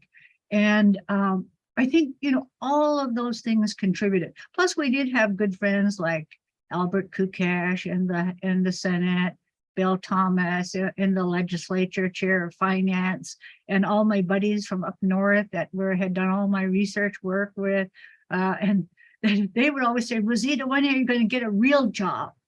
And so I told them, this is my real job, because I had been a research anthropologist before that. And they were always really great about funding my research. Guys, it was really great to be around when we had oil money, because we could do lots of different things. But anyway, from all of that, really, I think it was just this developing a team, developing people who are impassioned with what you're doing.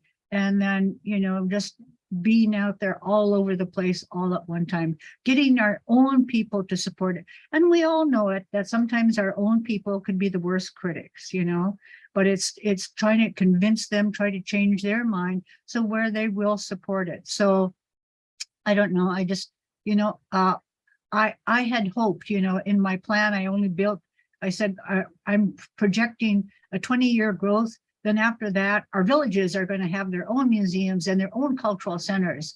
And we're still working on that. I haven't given up on that, because we've always said, you'll never save the language and culture from Alaska Plaza One. It has to be community-based. It has to be family-based. And so I think that's been our approach, but also dream big, dream big. I know I always said, we're going to make Juneau the Northwest Coast Arts Capital, even though I know Victoria might have that already, but they didn't claim the name. I claimed the name. So I said, we're going to have the Northwest Coast Arts Capital here. So we got really engaged all over. We put people on committees where they started pushing for signage, Northwest Coast Arts signage around town. We've got that now. We've got it on the streets. And then we said, oh, we need to be greeting our visitors. So we're putting up 30 totem poles on the Juneau waterfront. And I said, yeah, we could raise $30 million for totem poles. And we're about, 1/3 of the way there. So I don't know. I think it really is, just having that dream and having your people behind you and working with your people. I think if I had to say what are the key ingredients, you know, to getting your own museum, operating your own museum, those would be the things that I would say that one has to have. Kahani, can you talk real quick about the fight with the city and the pioneering display? Yes, I talk about it like it was really easy. But here we are in downtown Juneau. And I said, we want to have a building that reflects our traditional ancient culture, but we also wanted to demonstrate our movement into the 21st century. So we use glass, we use steel, and we designed this, you know, this building that I think reflected who we are as Alaska Native people in the 21st century. And we proudly brought that over to the Juneau planning department, and it was immediately turned down because it didn't fit in the historic district. That our building didn't fit in the historic district. I said, what? And they said, well, you don't fit the mining era, and your building is not Art Deco. And I said, you show me one Art Deco building in downtown Juneau, you know? And we tried to accommodate it. And I had, you know, I changed the sidings, and it was gross. And I just said, we're not doing this. So I had them build a model for us. And I brought this big model over to the borough assembly. And I said, this is what we want to build. And the borough went ahead and moved us out of the historic district. That was not the answer I wanted. But that wasn't a battle that I wanted to fight at that particular point in time. So I agreed, you know, okay, we'll agree to be moved out of the historic district. So that's a battle, you know, that we have yet to do. And there's something else I wanted to say too, is that, you know, we have a statue of Seward here, and I wanted to tear it down. And I immediately started working with the state. And at first I wanted to tear it down, but at the same time, I was asking for $7 million from them. So I decided to pull back on that until I got my 7 million. And right now, the compromise that Aaron, that we're trying to achieve, that we have not yet achieved, is that I said, okay, you could keep your statue up there, but I want the story of Alaska Natives on a panel right beside that Seward statue. But we did do a little shame poll that we put up in, I think it was in your office, Barbara, wasn't it? The Seward shame poll? We did do that. So you can have your cake and eat it too, if you know how to do it the right way. But yeah, it is always remembering that, even though, you know we have our rights, we know that we believe in what we're doing, but we still have to live in a larger society where we still are the minority. I'm trying to remember it, but I think I don't have as much experience as Aaron or Dr. Rosita in this area. I'm just a legacy of my parents who started our little museum in Yucatan. But I guess I could speak to getting here and like how I was drawn to museum work and being in museums. Of course, it started then, and I didn't even know really like what a museum was, except, and we don't even charge for our little museum, which now it has my gears turning, like perhaps we could start once we are able to open up that building again. But for us, it was never about making money off of it or anything, but it was really a place of cultural vitality, like, and that's something we're working on in Yucatan too, with one of our community development projects, is creating a space specifically for culture, our crafts, our art, our language, and gathering and having a healthy space for community members to go to of all ages, and intergenerational space, because I think it's a place that can foster healing in a lot of ways that we need it, that a lot of our communities need. But one of the ways I think I'm an accidental museum person too, later in life, because I started at UW and I was working at the Native Intellectual House, and my boss, he was like, oh, there's this job open at the Burke that you should apply to. And I was like, what? Like, I'm not qualified for that. And he's like, no, you just need to apply. And I got the job, and I was with this community of folks, and they were all amazing, and I learned so much. And it was there in my master's program that I started to think differently about museums, about exhibits, and about the historicization of our people and indigeneity through exhibits, and started to assert that, and this is something that our elders and our artists and everyone who makes stuff that ends up in these museums already do, but I was starting to understand that those pieces of work in museums, that's embodied knowledge. And that knowledge has stories and teachings to share with you if you study it and you sit with it and you want to learn from it.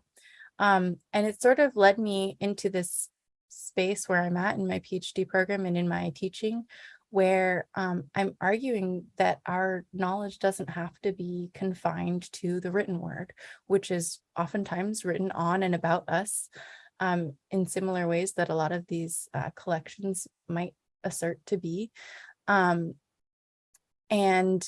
that our knowledge is living and thriving in art and through artists and through our language and through all of these other mediums beyond the written word. And I started to really critique and engage with writing in different ways. Like in my master's, it was a performed thesis, and I did a little bit of writing and a lot of creative writing and a lot of art.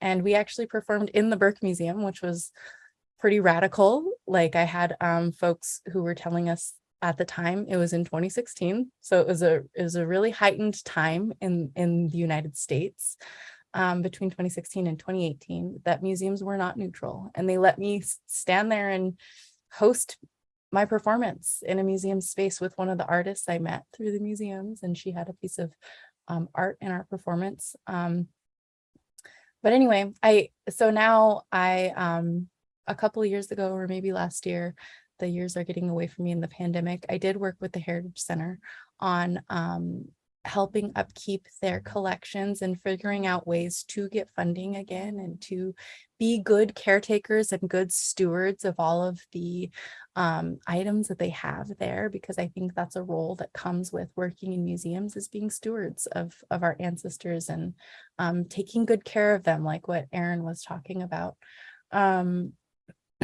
And I'm on the Alaska Native Museum Sovereignty Advisory Circle. And it's a really cool space. Like, I don't really know what we're doing yet. We're like working on a publication, but I think Aaron's on that too.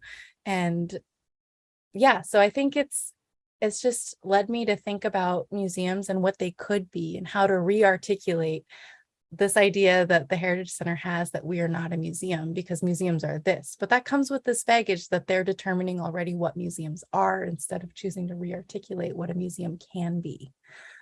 So that's how I'm thinking of all of this. Wow, thank you for sharing your vision and ideas of like what you just said, what a museum could be. I like the statement you made about we shouldn't be telling someone's story without them present. Like it's so obvious and so true. And it's happening all over. We want people to leave our museums knowing that the Native people are still present, are still alive, are still thriving in our communities and all over the state and country. It's just, it's such a powerful story that you've all shared. This next question is something that you've all touched on here and there, but I want to give it some airtime. Has to do with access and access for our people. You know, Dixie started us off by talking about how majority of museums are run by middle-class non-Native people in Alaska, and thinking about access for our communities and for our people, and having a space where our people feel comfortable. You know, you all touched on this, you know, Kahani, you were talking about during the pandemic about switching over to virtual and what it meant for our people to be able to have that access virtually. And Aaron, you showed us that cool book, and that to me is access for our communities, those who otherwise might not have the privilege of working in this space or feeling comfortable in this space, or even feeling comfortable enough to travel to Anchorage to walk into the museum. Just thinking about access and some of the thoughts that you've had throughout your career on how museums can make those spaces more comfortable for our people. I will say that one of the biggest things that has been going on since I started, 15 years ago, is digital access to collections. It runs the gamut from some that it had very rudimentary, rough thumbnail image of an object and the accession numbers, but being able to identify what pieces may have been, in this case, Dena'ina objects, before I traveled to these locations, and then kind of building off of those fundamental building blocks. Some museums, on the other hand, have phenomenal digital photographs and even link to the original accession logs. I'm thinking in particular of the American Museum of Natural History, at least in my experience. I was able to identify a Dena'ina shaman's doll that was mislabeled and had been for probably 80 years in the Northwest Coast Hall, but being able to connect up the accession log that clearly said that the shaman's doll was collected from the priest in Kenai, from a Dena'ina shaman who had renounced his shamanic ways, basically. That's sort of an extreme or best case example of digital access. But I'm seeing more and more museums starting to put their collections online. Now, obviously, there are some challenges to that, or some would argue, should a Dena'ina shaman's doll be able to be accessed online? That's a whole different discussion, on what, and this is something museums struggle with, I would say, is how much access do you provide? I think that, oftentimes collection managers would like to provide more access, but they're also trying to figure out the best way of being culturally sensitive to the work of their predecessors and what may exist in some of the notes, or some of the comments that may exist for these objects.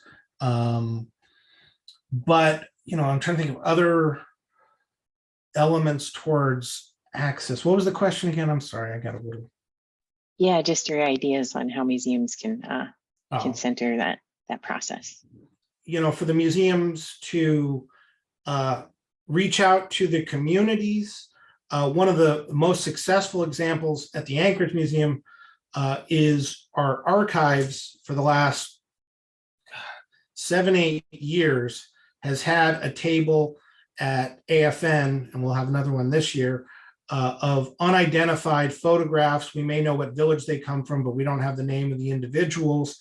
And we offer anybody who's coming by to sit down and flip through photographs. And in many cases, we've had people identify themselves or their parents or grandparents, or locations of old villages or of people or whatever it is. And this actually, not to toot our own horn, but in 2018 was recognized by the Association of State and Local Historians as the top example of how community curation can occur. And one of the other things that we do is it's not just a one-way transaction. Anybody that sits down and identifies these images for us can also request a free digital copy of the image that they can use for their own personal use. They can't, turn around and put it in a book or something like that. But people are really appreciative of the ability to not only see themselves, but to identify it and know that that information is captured, but to also have a copy of that. And so, another way of access, again, is if you're meeting with community members, taking digital photographs or scans of things, providing it to the communities from which they come. I mean, there's a lot of different ways that I see access can occur, and it's not all in person. Although obviously, in an ideal world, we would love to have community people from every single place from which our objects are collected and doing thorough, in-depth documentation and work with them. But the realities are that we have to, either secure funding to do specific areas or seize on opportunities that present themselves. But it's always a noble goal, I think, to work toward, and again, try to publicize how museums want to work with communities and community members. I think the other thing, though, sometimes is just recognizing that it can't always happen with sort of the snap of a finger or overnight. Nothing saddens me more than when somebody comes in and says, "Oh, I'd love to see these objects. I think my so-and-so donated this or made this, but I'm only here today." And you really try your best, but oftentimes it's impossible to drop everything and line up everything. But if we get an email a few months before saying, "Hey, I'm going to be in town. Is there a time from these dates? I'd love to meet with you. I'd love to see what exists from this community. Is there a way that we can do this?" And again, if you can include the accession numbers, that always helps facilitate and speed up things as well. I try to do that myself when I'm contacting museums and traveling. I think the more work I can do on my end to make it easier for them to say yes, the better the outcome. I have a couple of ideas. There's always the issue of money, but if we look at what's going on with universities, where they're not charging Indigenous people to learn their languages.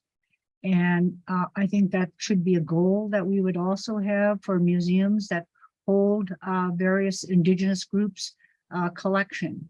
But I know, right now I know that the State Museum, I don't even know how they're going to operate this coming year, and because, of the tight budget.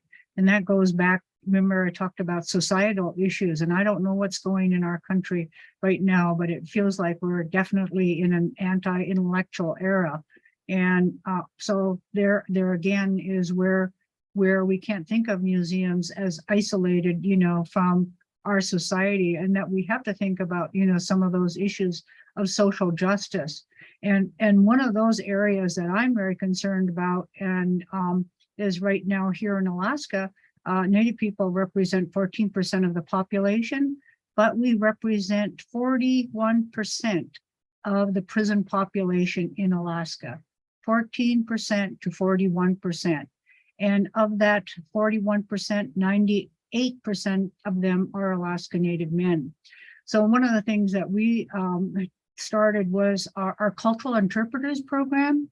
And we started getting kids right from high school. And I've been targeting traditional games, just because my grandson runs that and I have access to all those athletes. And so we're trying to get those athletes to serve as cultural interpreters. And you've got to come down to SHI sometime and see our young men who are serving as cultural interpreters. It's helping them, gain confidence about themselves. They're learning about our culture. They have to take an orientation. Plus I have PowerPoint booklets downstairs that they have to read. And they are the ones that are giving these tours, to our people who are wanting to come and learn about our culture. And this is an area I really want to grow. And I think, this is a model that we have to look at. and share your models that work. Like we had that Baby Raven Reads model. It's working. And I just want the whole world to know, this is an approach that helps increase literacy for our babies, is this approach of getting them when they're just could barely even open up a book and making them come with mom and daddy to our gumboot camp. But the other one too, that we do charge, a small admission fee.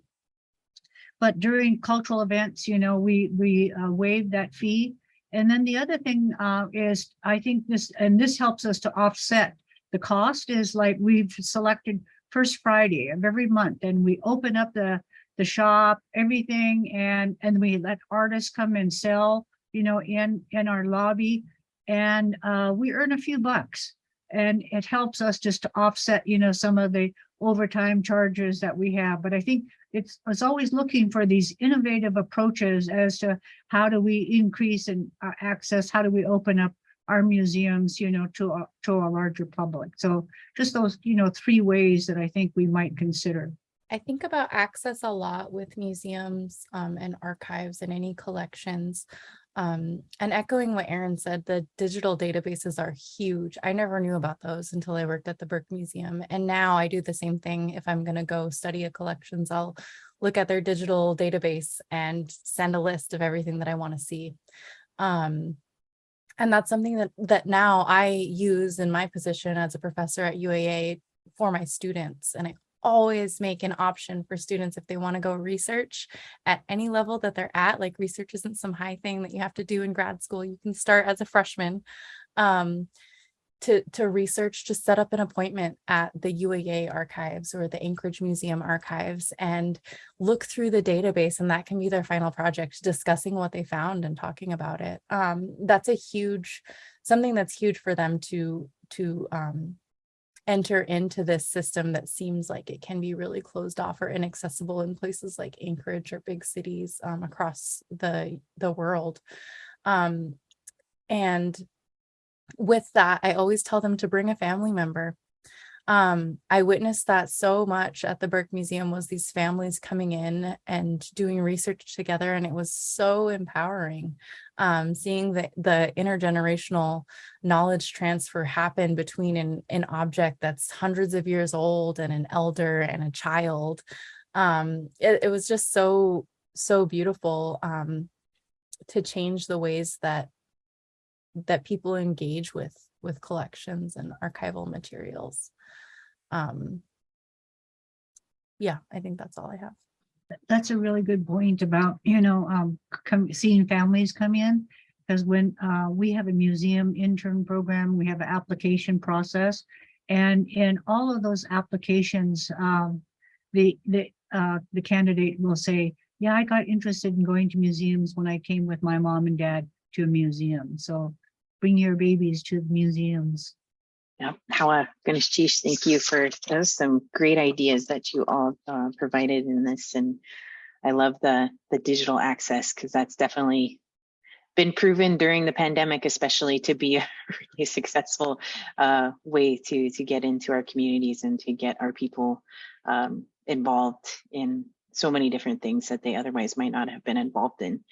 And I love that SHI is thinking about, where are the gaps in our community from access, and has already done some of that analysis of where those gaps lie and addressing those directly, because that's really extremely important. And of course, you've already mentioned the intergenerational connectivity, the importance of having intergenerational connection, because that's been a proven method for success for our communities for thousands of years, is to have that connection from our grandparents or great grandparents on down to the babies, to draw the correlation of how these things matter to our communities, matter to our lives, and also draw an importance. So appreciate your feedback on that. Thank you. Aaháni, you gave us the perfect segue into our next question, where we've had a few questions in the Q&A about workforce, developing the next generation of people who work in museums, making sure that Native people are working in museums. And I love that you've all shared your experiences growing in your careers toward where you are today. And my question is, how do we encourage youth, the next generation, to visit and work in museums? Obviously, internships have come up a lot, or working at cultural centers and becoming interested. I know I've given a lot of talks throughout the years at different events. For example, just this summer, there were, I think, 50 interns with South Central Foundation, their RAISE program. I gave them a tour of the museum, talked about, my career trajectory. I think that in and of itself is really important. Seeing yourself in a museum, not just displayed. It's a bit of a cliche, but when I grew up, and I'm 40, I never thought that you could actually work in a museum. I had no idea how you would even go about doing that. To me, what a curator looked like was, somebody, a big bearded white guy that would be in his 60s, sort of like the guy on Pawn Stars, or Walter Van Horn that used to work at the museum when I first met him. But I think, creating those opportunities, whether it's through going to school, I think it's important to also, try to seize on different education opportunities. I've always said that, in my opinion, I think Rosita would probably agree, I think it's better to have an anthropology degree and go work in a museum than it is to have a museum studies degree and try to learn about people. I think that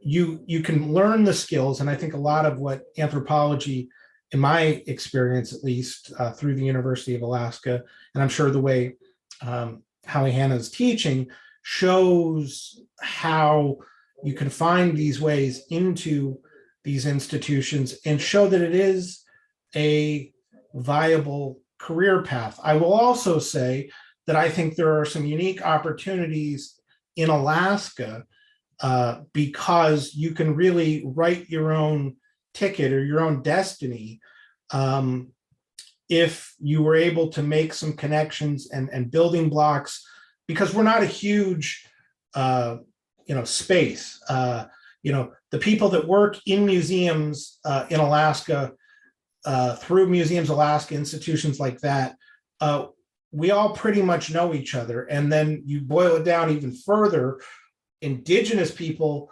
working in museums is an even smaller group of people, but it is growing.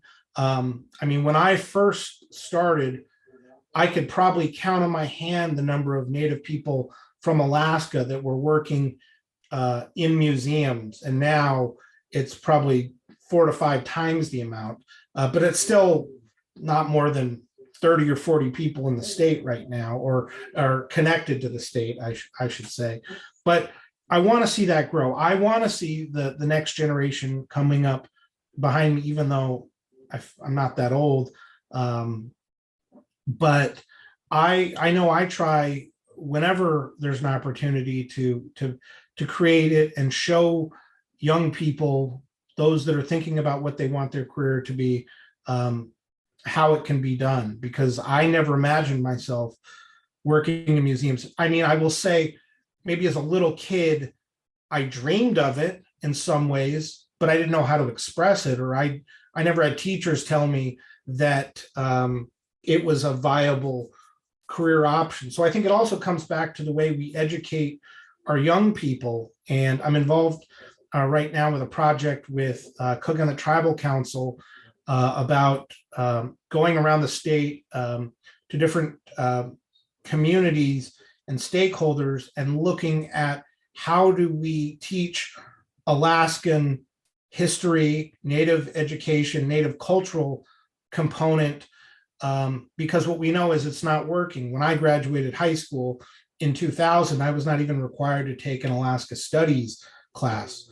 There is a high school semester that you do have to take now to graduate, although the reports are that the class is not very well taught. But I think it really does come back to education as well. How do we, working with museums and colleges and schools and nonprofits and places like Sealaska Heritage and others, really tell the history of our state, that tells a complete history, so that people have an understanding of this special place that we live in. And so it's part of a bigger issue, but it's all related to how do we build the skills in our young people that are really needed for the future of our state.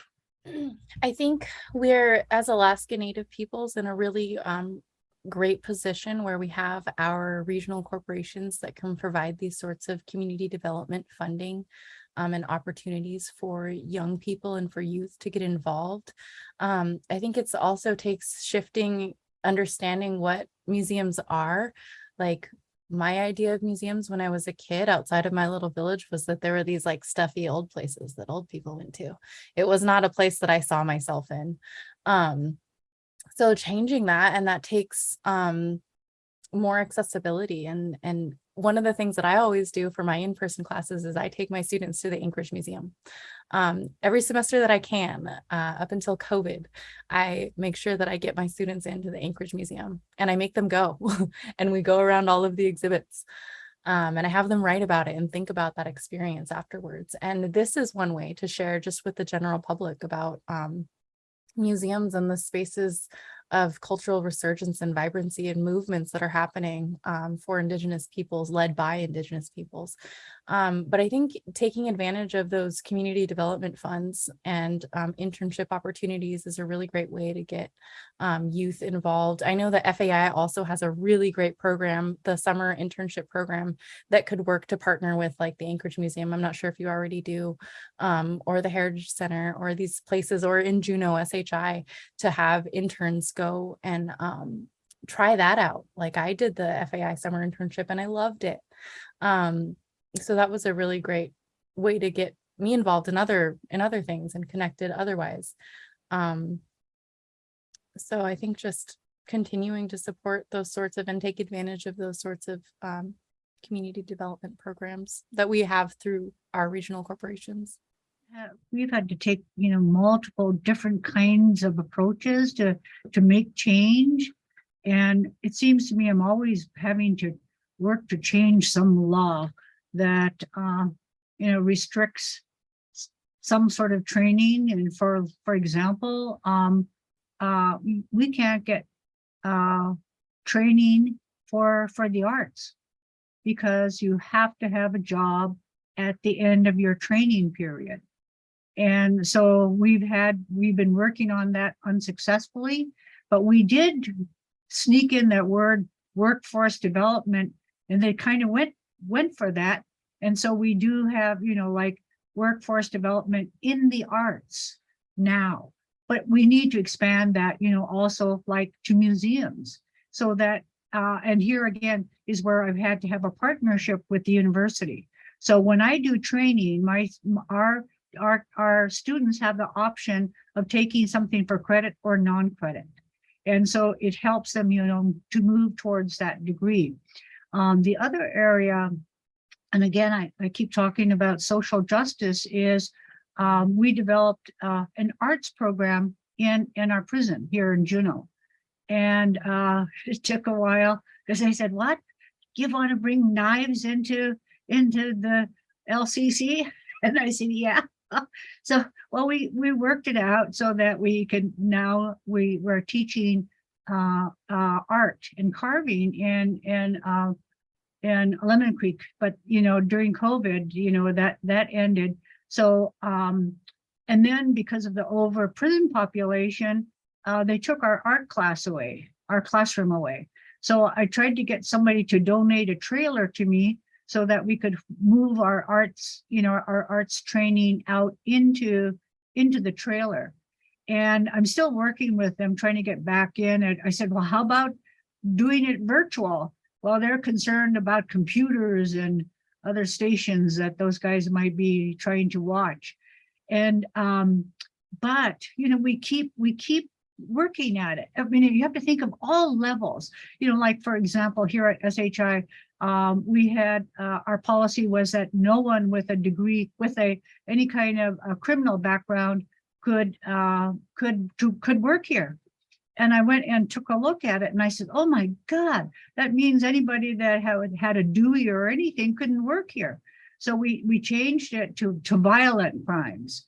But you know, you just have to figure out, what is my goal here? My goal is to increase the number of Native people in the arts. My goal is to increase the number of Native people in museums, and then look at all of the barriers. And it may mean, you know, going to work to change those laws, changing your policies, and then of course, you know, finding the money to offer that kind of training. So you just have to think broad-based about all of these kind of things that you want to do. I love the breadth of your answers. All of everything from changing institutions, changing systems that have been here and have been harmful for generations, to, you know, talking to children, inviting people in, hosting internships. There's like so many solutions to this issue. I love it. So I'm going to try and wrap a bunch of questions we've had come through the Q&A box into one. And they're all around kind of working with our communities and just thinking about best practices. What are your thoughts for best practices in connecting with and working with our Indigenous communities, our peoples, like our linguists, our artists, our elders, when creating exhibits, displays, and those kinds of things? Well, I think the first step is having, you know, putting together a sort of cultural advisory committee, and not that that is the end all be all, but that you have a core group of people who know the institution, have worked with the institution or are familiar with it, and that can help be a conduit to reach out to other community members or family members. I think is a good step. Now, I mean, that's more of an Alaskan approach.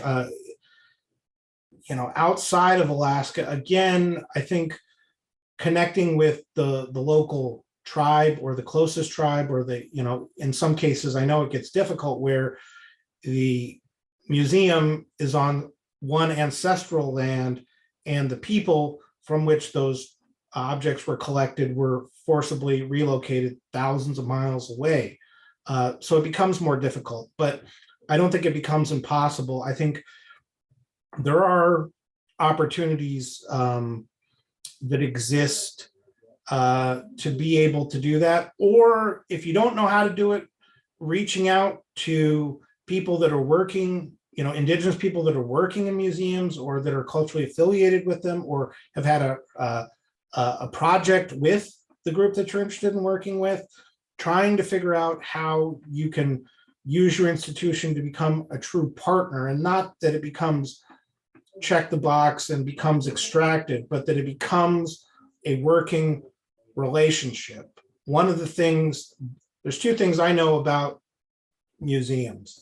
One, really what museums are about are storytelling and all the facets that exist there. And number two, in the museum world, it's all about building relationships. And what I like to say is oftentimes when somebody reaches out to me, my job is not necessarily to have the answer, but my job is to know how to put them in contact with somebody that can hopefully answer that question. And so, you know, I'll get random, you know, emails that'll say so-and-so, you know, that we're this museum and we have objects from this culture. Can you identify them? And I can say, well, I can identify the region they come from. Here is the people that you want to reach out to. Here's the museum from the community or the area. Here are the people working in those institutions, or here is the person who is the preeminent expert that has already worked with elders or culture bearers. I think that that's the best approach, because one of the things I see sometimes is, as Indigenous advisors or people, getting asked to answer the same questions over and over and over again becomes a little frustrating at times when the question's already been answered, but the people don't know that it exists or where to find it or where it's been captured. I think it's important, especially when you're dealing with elders, not to burden them with not having done your own homework and seeing what may already currently exist. So it's much better to go to them and say, I read, when you were an advisor for X, Y, and Z, or, when you were interviewed for this book, or when you were talking about these specific objects, what does this mean? As opposed to, what are these objects? How are they used? So on and so forth. Rosita talked earlier about having to review all labels involving the Tlingit, and I'm sure oftentimes she's reviewing essentially the same information over and over again, or she's having to put in the same information that already exists in some other location, so on and so forth. I've already talked a lot about the different committees that we have, everything from our board of trustees to our council of traditional scholars, and that is a really important one. And I just want to spend just a moment on that. And our council of traditional scholars are comprised of clan leaders, clan mothers, people who are really knowledgeable about our cultures, and also have the capacity to analyze and be analytical and deal with change. Because one of the questions that they always say, how much change do we accept before we're not Tlingit? How much change do we accept before we're not Haida? And so we know that we're having to make some changes, to put our cultures into these new institutions. So that committee is really important. And I mentioned that we have an artist committee, and then sometime we'll expand that. Like when we were building the art center, I think we brought in 30 artists to make sure that all different art forms were represented. But the other really important thing that I think in terms of reaching out, extending our reach into the communities is partnerships, actual formal partnerships. We just received a number of grants, and I just reported to the board that in administering those grants, we are working with 13 different partners, working with them, not only just working together, we're actually pouring money into those organizations so that they can spend the time for us to work together. So we work with school districts throughout our regions, with the University of Alaska. We support the University of Alaska's art program, its teacher training program, and its language program. So they're really meaningful partners in terms of us, making these systemic changes in these institutions.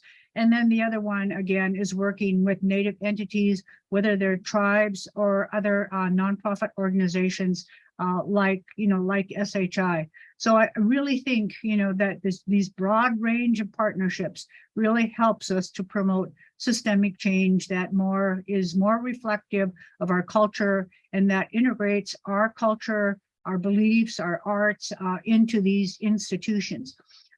If I wanted to close with any one thing, it would be to stress to museums, and I know a number of panelists have stated this over and over again, but museums have to learn to understand that we have a very different worldview, very different belief system, and that we believe that these animate objects embody the spirits of our ancestors, and so they have to be treated with that kind of due respect. If there's any one thing I want to teach, non-Native museums is to accept this belief that we are different and that we do have these kind of different belief system, different worldviews, and a major one being that we believe that our ancestors, spirits of our ancestors, are embodied in these objects that are held in museums.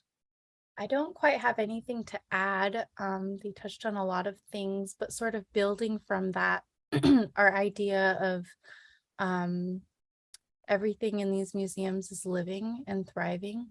I think when it comes to decolonizing museums and best practices, another thing that we definitely should and need to touch on, sort of like the elephant in the room that we've like briefly discussed, is these objects that have been grave robbed and human remains, which I think every museum, almost every single museum that I've been to has these sorts of objects and really, really sacred ancestors in them, and what are the best practices around those. Of course, NAGPRA and actually using and doing NAGPRA and having a good NAGPRA person at every museum is a really important part of that, but also having community members come in and sit with those ancestors and develop protocols about how we as museum peoples in collections are supposed to interact with those. Like when I worked at the Burke, that was a big part of it, was listening to communities about how we are to interact with these objects that they say are sacred, which might not all fall under NAGPRA, which is exactly what Rosita is saying, that all of these things are spiritual, and we could argue that all of them fall under NAGPRA. But then how do communities go about reclaiming those things, and do they want to?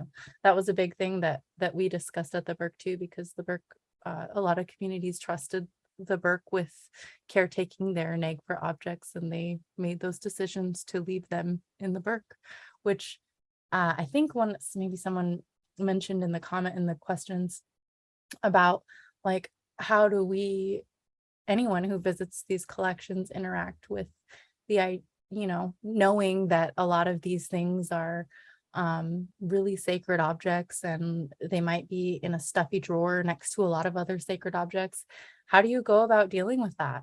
That's something that I think I thought about every day that I went into the Burke Museum, and every day that I went into the collections, was preparing myself spiritually to be in that space with objects that I don't know the nature of their collection, and I don't know their, a lot of their spiritual,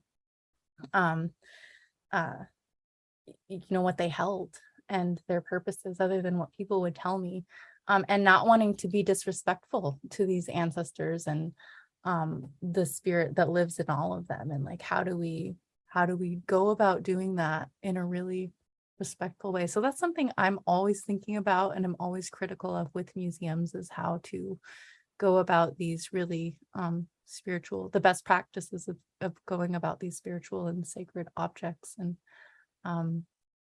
getting community input there. Like, I think that's paramount.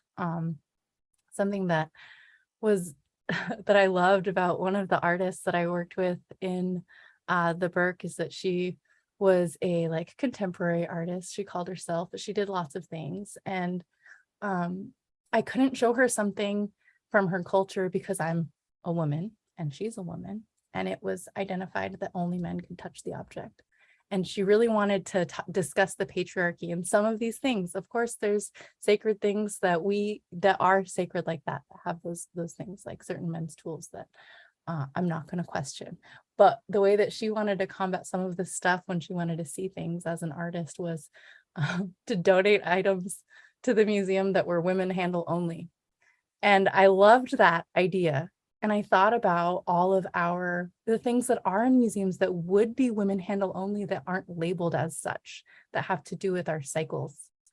So anyway, there's just a lot there when it comes to best practices of how do we deal with and navigate sacred objects, and when everything is sacred, but some might have closed practices like the shaman dolls, or women's things, or men's whale hunting things.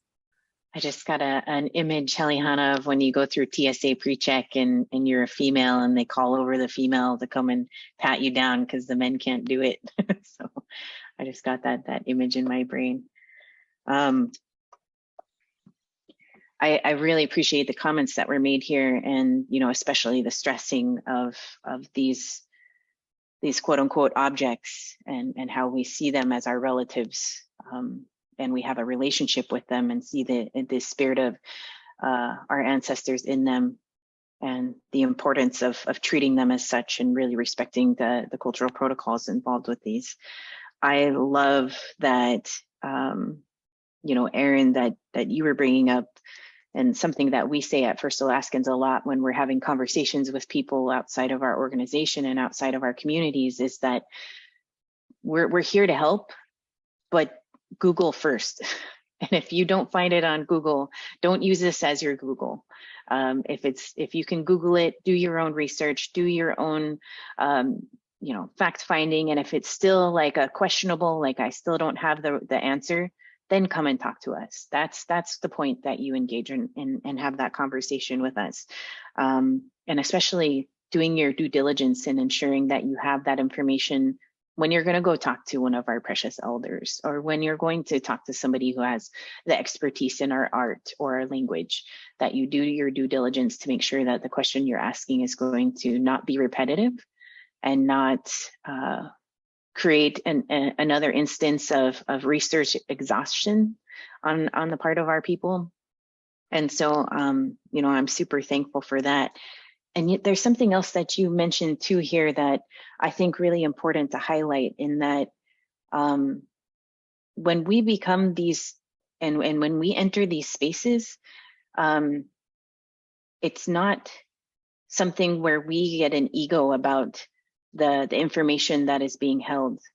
And when it's a relative or an object that belongs to a certain community, we don't put on an air of ego about not having the answer to what that object is meant, and what is the history behind that, and what is the cultural relevance. But instead, we know the people within our communities who have that information and are willing to make those connections. That our ego is not front and center if we don't have the answer about something. And I love that, because a lot of our in my experience, what I've seen is, as people become quote unquote experts at knowing a culture and who are not a part of that culture, and instead of listening to our people who have the real lived experience about those things, they instead choose to listen to the books that they've read, or their knowledge that is secondhand at best about the things that we care about and the things that matter to us. So I appreciate all of your feedback on that. We had another question come in from a participant asking you to talk about how Native staffers can help their institutions engage more with the Native community.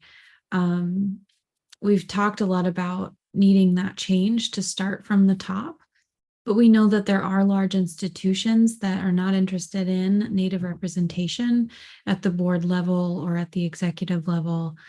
And so how would a Native person on staff or maybe community members at those institutions make or create change?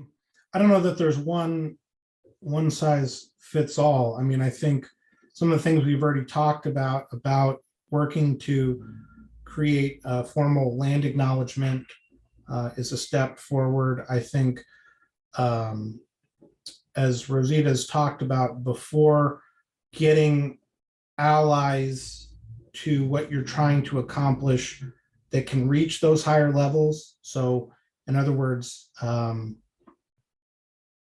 hit them where it hurts. So if you can get somebody that is influential, that can speak to board members or to the institutional higher or the upper management. I think, also just creating, if you can, programming around inviting Indigenous people into these spaces to look at the objects and creating some buzz around that. But every institution is so different. But I guess it just takes persistence is the only thing I can think about. I know when I first got involved with museum work, it took a couple of years of really insisting that this exhibit that was put on at the museum by, in conjunction with the Smithsonian Arctic Studies Center, telling them that, look, you have Dena'ina objects in this collection, yet you had no Dena'ina advisors that looked at any of these things, and you're in the traditional homeland of the Dena'ina. And finally, that message resonated later in the process. But I was just persistent to say that you can't display these objects without, in the place of the people, without talking to some of the representatives and creating at least some opportunities, even if it wasn't traveling back to DC to look at the objects or help select the objects. Once they've been selected, that they have a chance to look at them and comment on them. And also, sometimes what a museum professional or people, a curator, thinks is the most important object may not be the one that tells the most important story. I remember the first kind of consultation program after the Smithsonian Arctic Studies Center opened up was with the Dena'ina, in recognition that we were on Dena'ina homeland. We had some funding to help do that. But there were a number of objects that were selected, some that from a Western perspective were quite aesthetically beautiful, and had this beautiful floral beadwork on it, or were highly intricate. But one of the objects that was selected was a caribou skin dog pack, a very sort of unassuming object. But I said before we started, I said, look, this, in my opinion, is the most important object in the collection that we're seeing taken out. And they were kind of surprised by that. And they said, why? I said, because this is how our people survived, and the knowledge of how these dogs were trained to help pack the meat up from the mountain and come down. And lo and behold, when the elders looked at all the objects, that's the one that they talked the most about. And they told this wonderful story about how they would train the dogs, and the dogs would go, from the hunting site up in the mountains. They'd tie a little piece of meat around the dog's neck, and the dog would hike back down the mountain to the camp. He'd get that piece of meat and he'd come back up, and that way they didn't have to stop, butchering the animal. And so there was this huge amount of information that was being talked about this sort of humble, simple, in some ways, object. But sometimes those are the objects that can really tell the most interesting stories. So it doesn't always have to be the flashiest or most aesthetically pleasing mask or bentwood hunting visor. It could be a very simple object that really tells so much of the lifeways of people that museums may not think that they have anything of real cultural significance. But until you get those advisors in the room together and looking at these objects, then you start to understand it. On the flip side of the coin, one of the things that I do encounter quite a bit in getting requests or consultations are also knowing kind of the difference between what are objects that were made to be used by the cultures and objects that were made strictly for sale or for commerce. And it's not to say that they're not both important, but they're very different in the interpretations of what an object is. And so, this, beaded set of moccasins are important representations of culture, but they're not at the same level of significance as, some sort of, tool, skinning tool, or weaving tool, or whatever it is. That they're very kind of different types of objects, and knowing how to differentiate that. And that takes time, and there's a fine line between some of those things. And then also recognizing when, unfortunately, things enter museums that were dug up, or the provenance is so poor that identification becomes virtually impossible. The only thing you can say is it comes from, the coastal parts of northern Alaska into Canada, maybe Greenland, or you can get to that level, but sometimes that, without finding that provenance or documentation, it's going to become next to impossible to be really definitive. And that's a shame. And hopefully museums are not collecting those kinds of objects anymore, because once they're taken out of the ground without any clear documentation, the histories become very difficult, if not impossible, to reconstruct. I don't really have much to add except to be courageous and to rally your people. I've always been like a rebel rouser and a change maker and someone there to shake things up. And that takes courage and strength in knowing your intentions and knowing that you're supported. I'm thinking about this person who asked the question of what do you do in these spaces as a Native person if you don't have representation or support? It's really hard to be in those spaces. It's hard to be the only one. I had during my research, I had someone say, the worst thing you want to be is the last of something or the only of something. So rally your people, get support, make a fuss, have a protest, do a petition, be courageous in making change. It's hard. And sometimes it means you're an outsider. And that's okay. As long as your intentions are in the right place and you want to make change for good.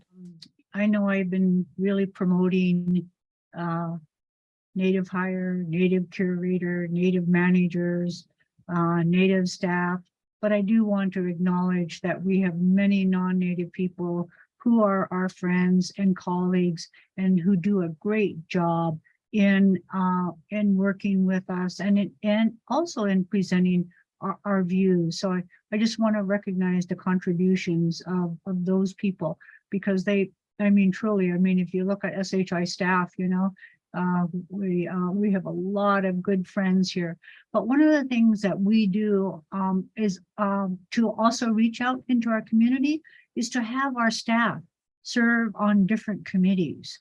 And so as a result of that, they're pushing our agenda, to indigenize Juneau, to make us more visible. And we've seen the good that's come with that. Our committees are on signage committees, they're on different boards. And I think we can't underlook that as an approach to get our views out and our word out, is to use all of our resources, use all of our friends, to advocate for our views. We need to make sure that our voices are in those positions of leadership, but also everyone has that responsibility. No matter your title, there's something that you can do to make a difference, and that persistence is so important, and that courage is so important. Yeah, Kunishtish Halachinan, for your time.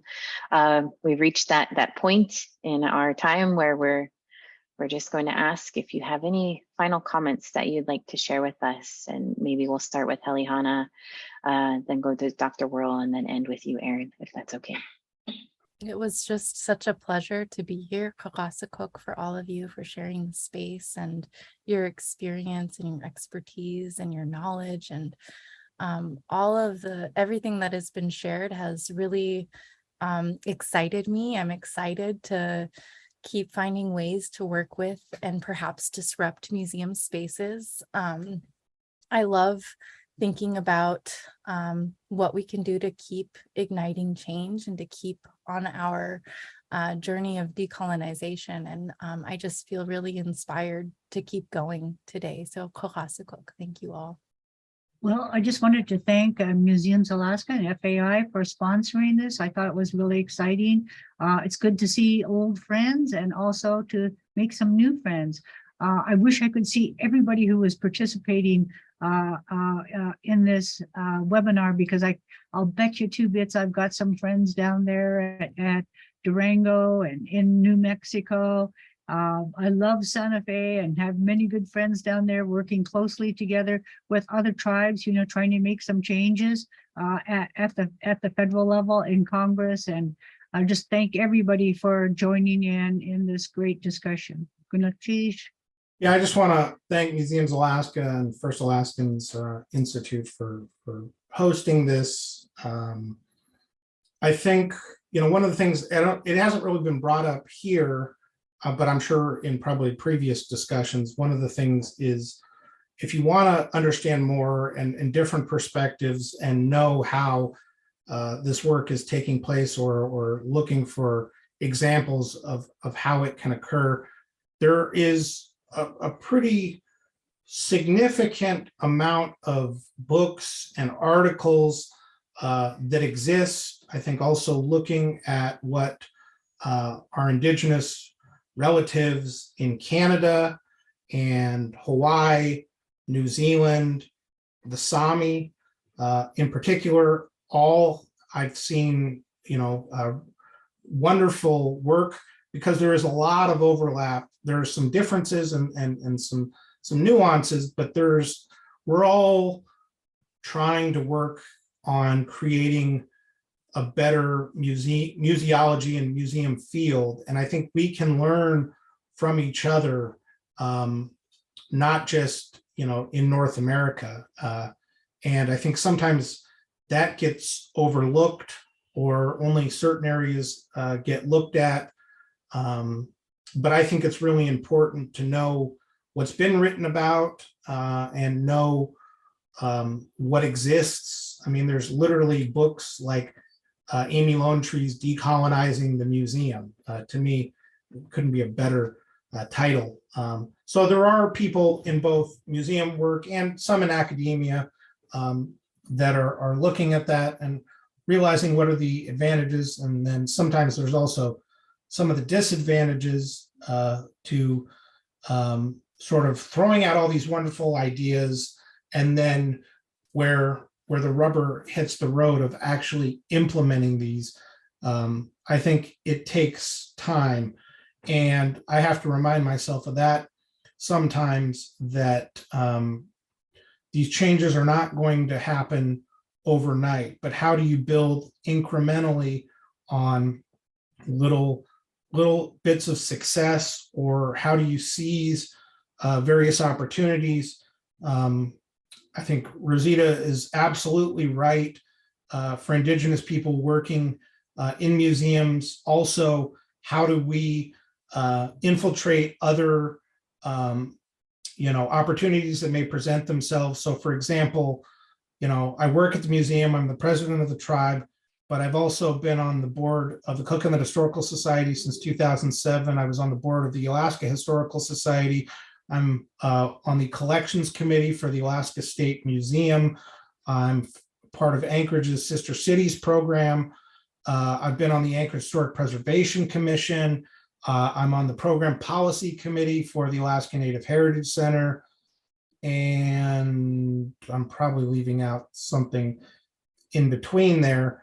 But all those different boards offer opportunities for the work that I want to see occur in different places and spaces, and that it has a larger reach. And again, I really do think calling upon these networks that have been formed or are continuing to grow to seize, to not think you're always alone. I mean, even if you're working in a museum that is predominant and you're the only Indigenous person, I guarantee that there are others out there that are willing to help facilitate some of the changes that you want to see within your own institution, as difficult as it may seem at times. And having been involved in museums for close to 20 years, in so many ways. There's so much more work to be done, but we're so much further ahead than we were,